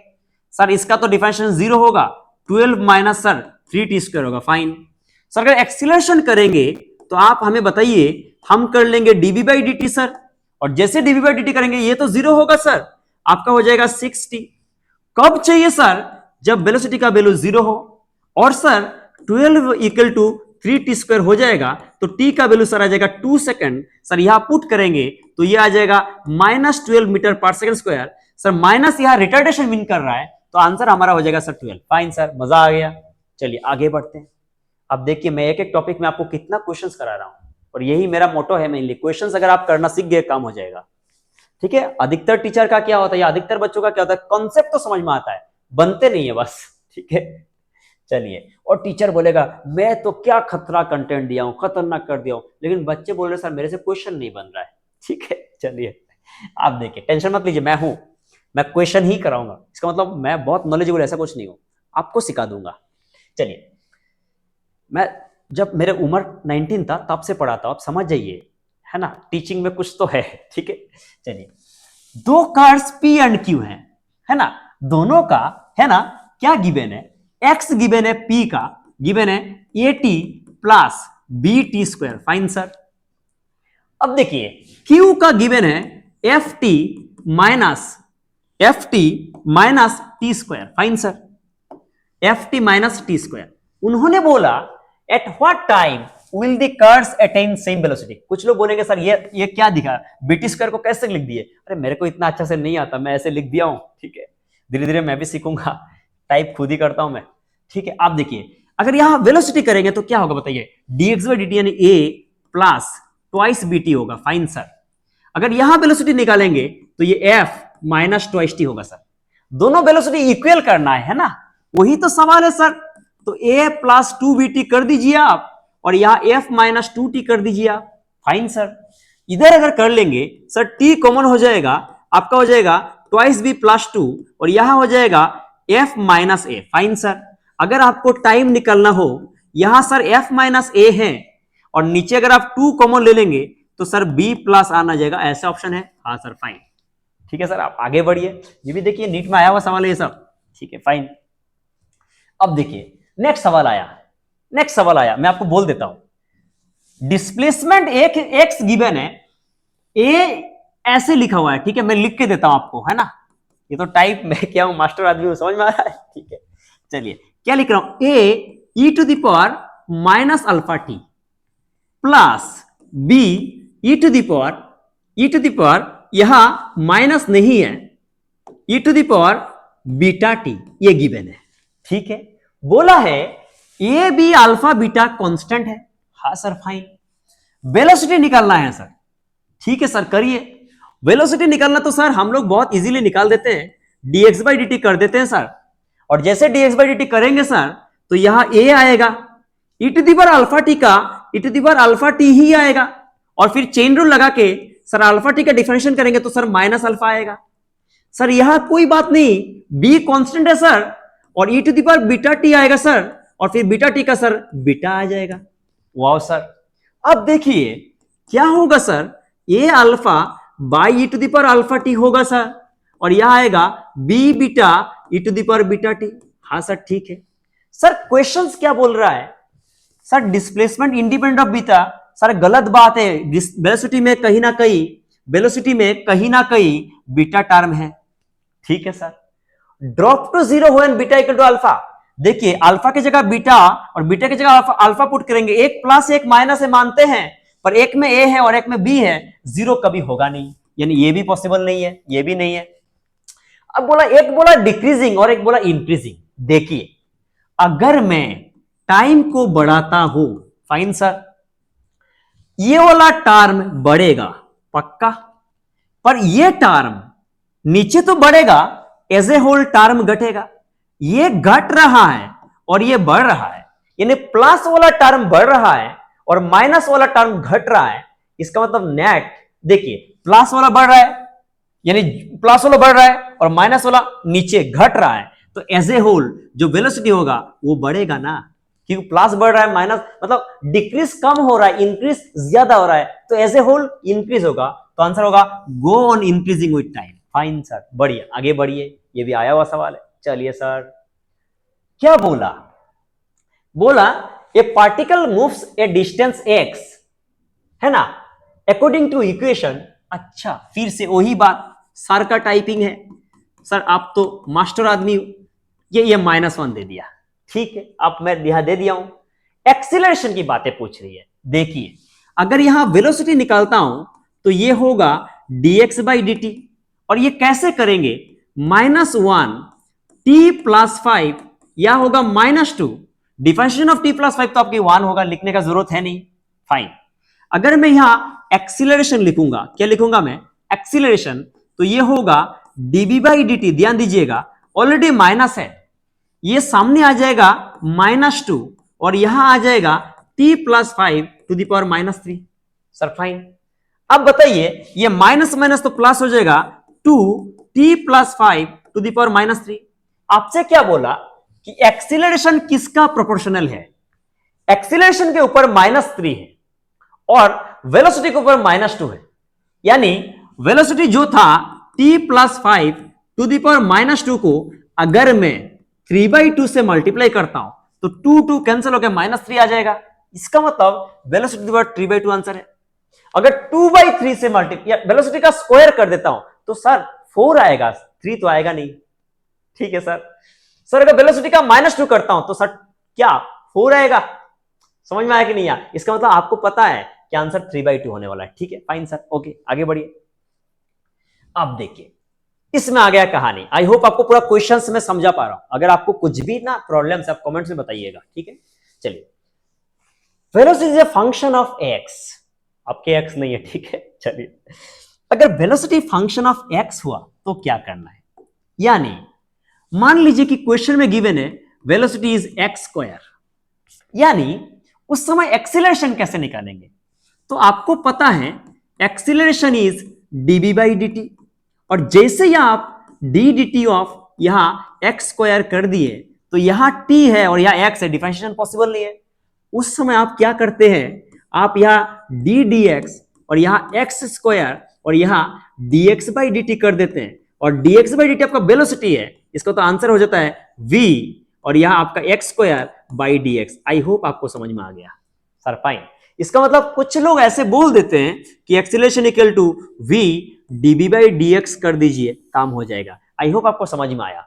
ये क्यों करना पड़ा आपको समझ में आया? क्योंकि वेलोसिटी फंक्शन ऑफ टाइम नहीं है। टाइम का अगर फंक्शन होता तो टेंशन नहीं होता, डायरेक्ट कर लेते हैं। फंक्शन ऑफ एक्स है या वाई है या जेड है, तो ये करना पड़ेगा। फाइन सर, ओके, आगे बढ़िए सर। क्या बोला? Particle of unit mass undergoes one dimensional motion such that सुनिएगा, उसके जो वेलोसिटी है वो गिवन है, वेलोसिटी गिवन है beta x to the power minus twice n, where beta and n are constant। अच्छा, x is the position of the particle, the acceleration of the particle निकलना है। फाइन सर, बहुत easy है sir, acceleration कर देंगे sir v dv by dx। Sir अभी तो आप सिखाए हो सर, आप कीजिए, हम हैं आपके साथ। आप d dx लिखिए और यहां आप लिख दीजिए beta x to the power minus twice n। Sir आप एक काम कीजिए, v हमें पता है, हम पुट कर देते हैं beta x to the power minus twice n, और इसका डिफरेंशिएशन हम आपके साथ कर लेंगे। बीटा कांस्टेंट बाहर आ जाएगा सर, माइनस ट्वाइस n लिख दीजिए आप, और फिर आप लिख दीजिए x to the power minus twice n minus 1। आप एक काम कीजिए सर, यहां बीटा ना लिख के बीटा स्क्वायर लिख दीजिए सर, माइनस सामने रख दीजिए, सामने ट्वाइस n ला दीजिए, और x टू दी पावर कर दीजिए माइनस 4n माइनस 1, क्योंकि कैलकुलेशन है सर, पावर ऐड हो जाएगा। ऐसे ऑप्शन है कि नहीं है? हाँ, twice n beta square x to the minus, ये आंसर है। सर आगे बढ़ते हैं। अब देखिए नेक्स्ट, इसमें एक मजेदार बात आ गया, बोला क्वेश्चन व्हाइल कैलकुलेटिंग डिस्टेंस। इसमें यह बात बहुत इंपॉर्टेंट है और इसमें सवाल आ रहे हैं। यह बात क्या है, यहां हम लोग का क्या मिस्टेक होता है वो सुनिए। कि मान लीजिए एक पार्टिकल यहां था और ये यहां तक गया और फिर ये यहां से यहां वापस आ गया, समझ में आ रहा है? यानी ए से बी गया और बी से सी आया। अगर हम direct final position minus initial position करते हैं तो हमें डिस्प्लेसमेंट मिल जाता है। ये कॉन्सेप्ट सुनिएगा, फिर मैं क्वेश्चन कराऊंगा। क्या मिल जाता है? डिस्प्लेसमेंट। लेकिन जब डिस्टेंस निकलना होगा तो हमें पाथ देखना होगा। इसका मतलब डिस्टेंस निकलते वक्त हमेशा और हमेशा आप ये चेक कीजिए कि वो जो स्ट्रेट लाइन में जो बॉडी है उसका रिवर्स हो रहा है कि नहीं। अब सवाल आएगा, सर रिवर्स हो रहा है कि नहीं हो रहा है, हमें कैसे पता चलेगा? आपको पता चल जाएगा। आप क्या कर दीजिएगा, v इक्वल टू 0 कर दीजिएगा। अगर v 0 हो रहा है तो उसी पॉइंट में वो रिवर्स हो रहा है, और अगर रिवर्स हो रहा है तो आप हमेशा इनिशियल से रिवर्स निकालिए और रिवर्स से फाइनल निकालिए और ऐड कर दीजिएगा, वही आपका डिस्टेंस आ गया। फाइन, क्वेश्चंस करा के दूंगा। यहां कुछ बातें हैं, मैं ऐसे सवाल देखा हूं कि v equal to 2t plus 3। अब बच्चे जाके v इक्वल टू 0 मारते हैं और t माइनस में आ जाता है। अरे वेलोसिटी अगर प्लस है, इसका तो वेलोसिटी इंक्रीज हो रहा है, इसका तो उसका रिवर्स होने का चांस नहीं है। तो जब यहां माइनस आएंगे तभी रिवर्स चेक कीजिए। अगर यहां प्लस आ रहा है वेलोसिटी का टर्म्स में, रिवर्स चेक करने का जरूरत नहीं, क्योंकि रिवर्स होगा नहीं। सर बढ़िया सवाल से बताइए। चलिए आपके लिए सवाल क्यों नहीं बताएं, पहले ही बोल दिया सर v इक्वल टू आप लिखिए at प्लस बीटी स्क्वायर और आप हमें डिस्टेंस बताइए। अरे यार, डिस्टेंस जब भी बोला, टेंशन इस बात की है कि पार्टिकल रिवर्स होगा कि नहीं होगा। हमने देखा वेलोसिटी का यहां प्लस है सर, रिवर्स नहीं होगा सर, टेंशन नहीं है। अब बस आगे बढ़ते रहिए। ds by D T is equal to sir A T plus sir B T square. Sir यहां अगर ds करेंगे तो ये हो जाएगा A T plus sir B T square और बाहर सर डी टी और सर इंटीग्रेशन कर देंगे। सर लिमिट कहां से कहा सर, 1 से 2 है सर, रिवर्स नहीं हो रहा है, इसका मतलब डिस्टेंस और डिस्प्लेसमेंट सेम होगा सर। अब ये s हो गया, आप बताइए यहां आपका हो जाएगा A T square by 2 plus B T cube by 3 और आपकी जो इंटीग्रेशन होगा वो होगा 1 से 2। अब अभी क्या करेंगे, upper limit minus lower limit करेंगे, हमको पता है अपर लिमिट पुट करेंगे तो 2 होगा, 2 स्क्वायर यानी 4 होगा, तो यहां आपका हो जाएगा ट्वाइस ए, है ना। हाँ सर, आप हेल्प कीजिएगा प्लीज, कैलकुलेशन मिस्टेक हो सकता है बोर्ड में। आपका यहां पे हो जाएगा ट्वाइस ए, यहां पे हो जाएगा 2 क्यूब यानी 8 बी बाई 3। फाइन सर, कोई दिक्कत नहीं, हमें समझ में आ गया। फिर आप कीजिए माइनस 1 पुट करेंगे तो यहां हो जाएगा a बाई 2 और प्लस 1 पुट करेंगे तो यहां हो जाएगा b बाई 3। सर आगे बढ़ते रहिए, यहां twice a minus a by 2 होगा सर, और ये होगा 8b by 3 minus b by 3 यानी आपका हो जाएगा सर 7b बाई 3। इतना समझ में आ गया। एलसीएम सर यहां 2 होगा, 4a minus a is 3a plus हो जाएगा सर 7b बाई 3। क्या ऐसे ऑप्शन है क्या, ऐसे ऑप्शन है क्या? हाँ सर ऐसे ऑप्शन तो है सर, मजा आ गया। ठीक, ठीक है सर, ओके। यानी आप देखिए जब भी डिस्टेंस निकालना होगा रिवर्स चेक करना है, पर रिवर्स चेक तभी होगा ना जब वेलोसिटी डिक्रीज हो रहा है। अगर वेलोसिटी का प्लस लगा हुआ है इसका मतलब वो वेलोसिटी घट नहीं रहा, रिवर्स कैसे होगा? ठीक है, तो सर ऐसे भी तो सवाल कराइए ना जो रिवर्स हो रहा है, तो हमको कैसे पता चलेगा? चलिए कराते हैं ना ऐसे सवाल। ठीक है, इस सवाल में सर एस गिवन है, फाइन, और आपको डिस्प्लेसमेंट पूछा, और क्या पूछा? डिस्टेंस। जैसे ही मैं नंबर 1 सोल्व करता हूं, डिस्प्लेसमेंट यानी बिंदास, ठीक है, कोई टेंशन नहीं है, रिवर्स होगा तब भी क्या ही हो जाएगा। फाइन सर, क्या करते हैं, डिस्प्लेसमेंट जब निकालेंगे हमें 5 सेकंड में चाहिए ना, तो पहले हम S0 निकालते हैं। S0 हो जाएगा आपका 6, फाइन, क्योंकि S का इक्वेशन गिवन है 6 plus 12t minus 2t square.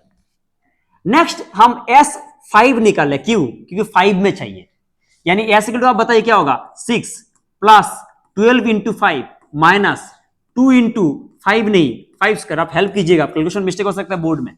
6 यहां पे हो जाएगा 60, यहां हो जाएगा 50, आंसर हो जाएगा सर 16 मीटर, यानी डिस्प्लेसमेंट आ जाएगा सर 16 मीटर। नहीं सर, ये आपकी, हाँ डिस्प्लेसमेंट, ये आपका S कौन सा आया? 5 आया है ना। अब देखिए डिस्प्लेसमेंट निकलना है, क्या निकलना है?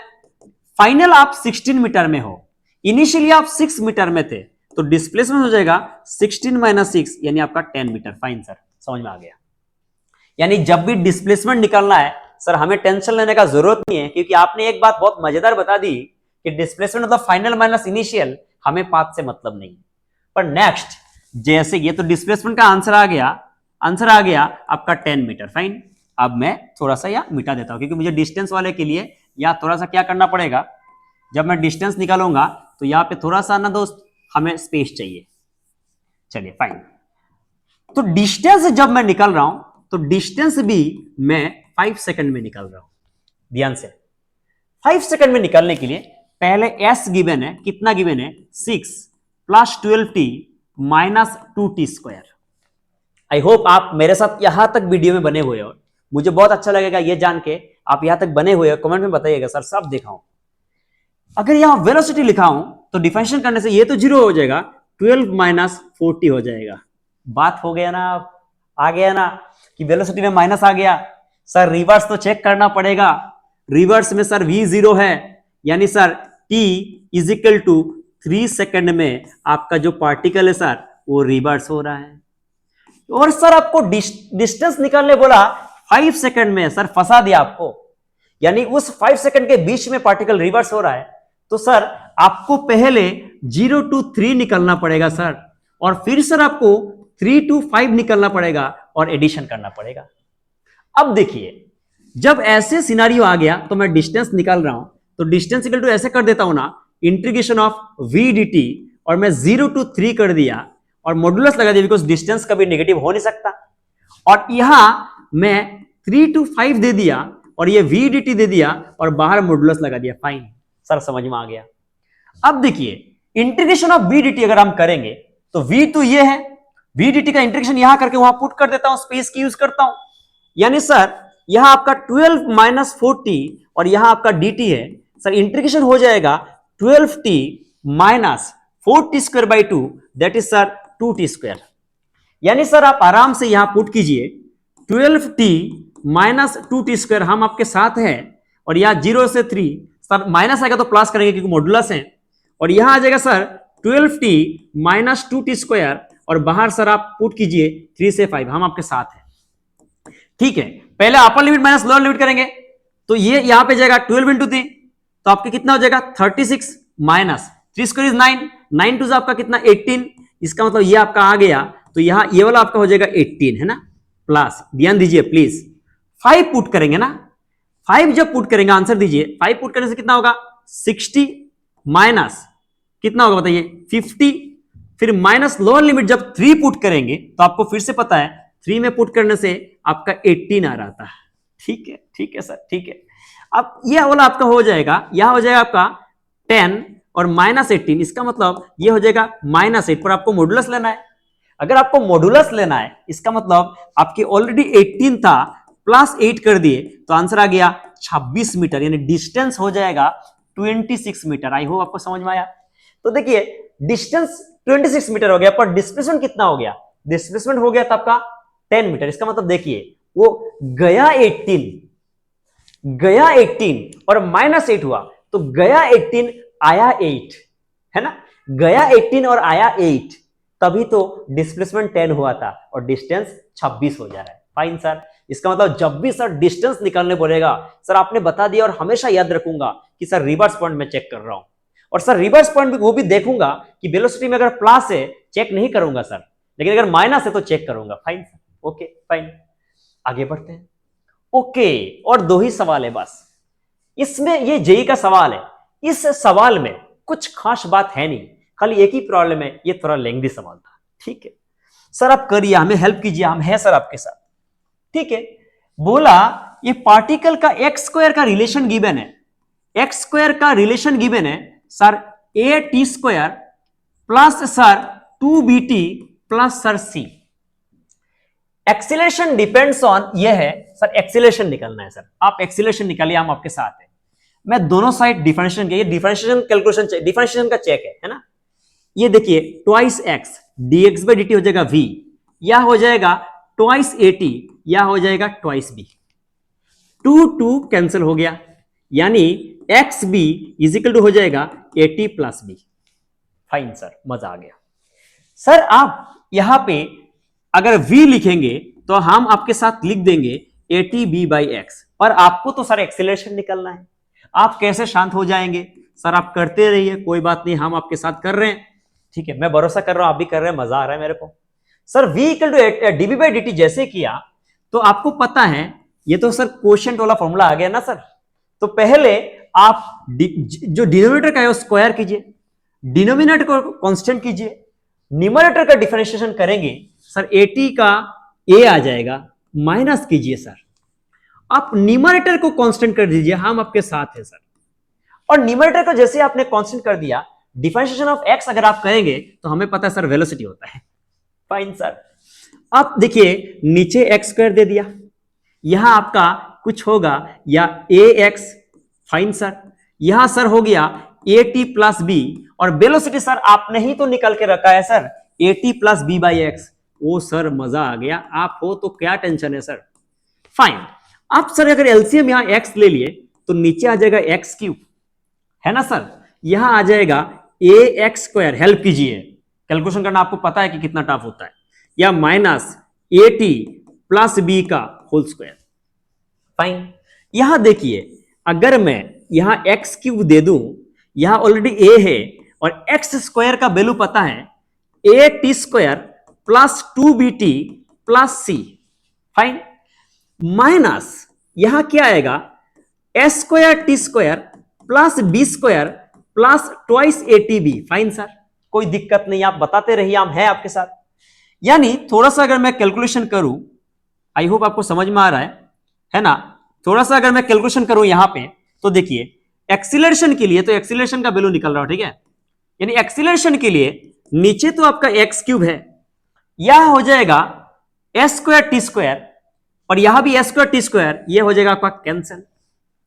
यह हो जाएगा ट्वाइस बीटी इंटू ए, या ट्वाइस बीटी इंटू ए, यह भी आपका हो गया कैंसिल। अरे समझ में आ गया। इसका मतलब ऊपर में बचा सी, एक्सीलरेशन ऊपर में बचा सी माइनस बी स्क्वायर। आपको बोला प्रोपोर्शनल, यानी x to the power minus 3 का प्रोपोर्शनल होगा, और आपसे एन का वैल्यू पूछा तो एन का वैल्यू हो जाएगा 3। आई होप आपको समझ में आया। ये सवाल कोई मैथ्स फिजिक्स नहीं था, ये मैथ्स की टेस्ट थी आपकी, खत्म। ठीक है सर ओके। ये सवाल, ये भी जेईई का सवाल है। सर क्या गिवन है? सवाल में गिवन है कि आपकी वेलोसिटी का ये गिवन है, आपसे क्या निकला? बोला एक्सीलरेशन। कोई बात नहीं सर, वेलोसिटी इक्वल टू हम लोग कर लेंगे 5000 प्लस 24x, यानी v equal to 5000 plus 24x to the power half. Sir अगर एक्सीलरेशन करेंगे तो ये होता है dv बाई dt। हम आपके साथ है सर, टेंशन मत लीजिए। यानी पहले क्या करेंगे आप ही बताइए, d dx करेंगे, फिर dx बाई dt करना पड़ेगा। यानी सर ये v dv बाई dx, वही तो कहानी हो गया। ठीक है, अच्छा अब अगर इसमें करेंगे तो आप बताइए v dv बाई dx, वही तो हो गया है ना। या अगर हम बीइंग ए मैथ स्टूडेंट करें तो हम इतना दिमाग ना लगा, सीधा ही करते हैं ना, क्या दिक्कत है यार, dv बाई dt करते हैं। ठीक है, देखते हैं ना। हाफ लगा दिए, 5000 लगा दिया, प्लस 24x है, हाफ माइनस 1 हो जाएगा माइनस हाफ। फिर डिफरेंशिएशन अंदर का करने गए, राइट। जब अंदर का करने गए तो हमें पता है क्या करना पड़ेगा। पहले तो हम तो डी dt किया, फिर हमें क्या करना पड़ेगा, ऑलरेडी एक v आ जाएगा, फिर एक डिफरेंशिएशन करके आ जाएगा 24। अब v का वैल्यू कितना है? v का वैल्यू तो ये है, इसका टू द पावर हाफ है, और यहां माइनस हाफ है, तो v और ये कैंसिल हो गया, तो आंसर आ जाएगा आपका 12 मीटर पर सेकंड स्क्वायर। आई होप आपको समझ में आ गया। हाँ सर 12 है, फाइन। अब देखिए नेक्स्ट जो लेक्चर होगा वो कांस्टेंट एक्सीलरेशन का होगा। नेक्स्ट लेक्चर में मैं आपको कांस्टेंट एक्सीलरेशन अच्छे से समझाऊंगा। मेरे को लगता है कि आपको ये वीडियो लेक्चर बहुत अच्छा लगा। प्लीज आप कमेंट्स में बताइएगा, और मैं नेक्स्ट लेक्चर आपके सामने कांस्टेंट एक्सीलरेशन का लेके आ रहा हूं। चलिए, thank you, thanks a lot.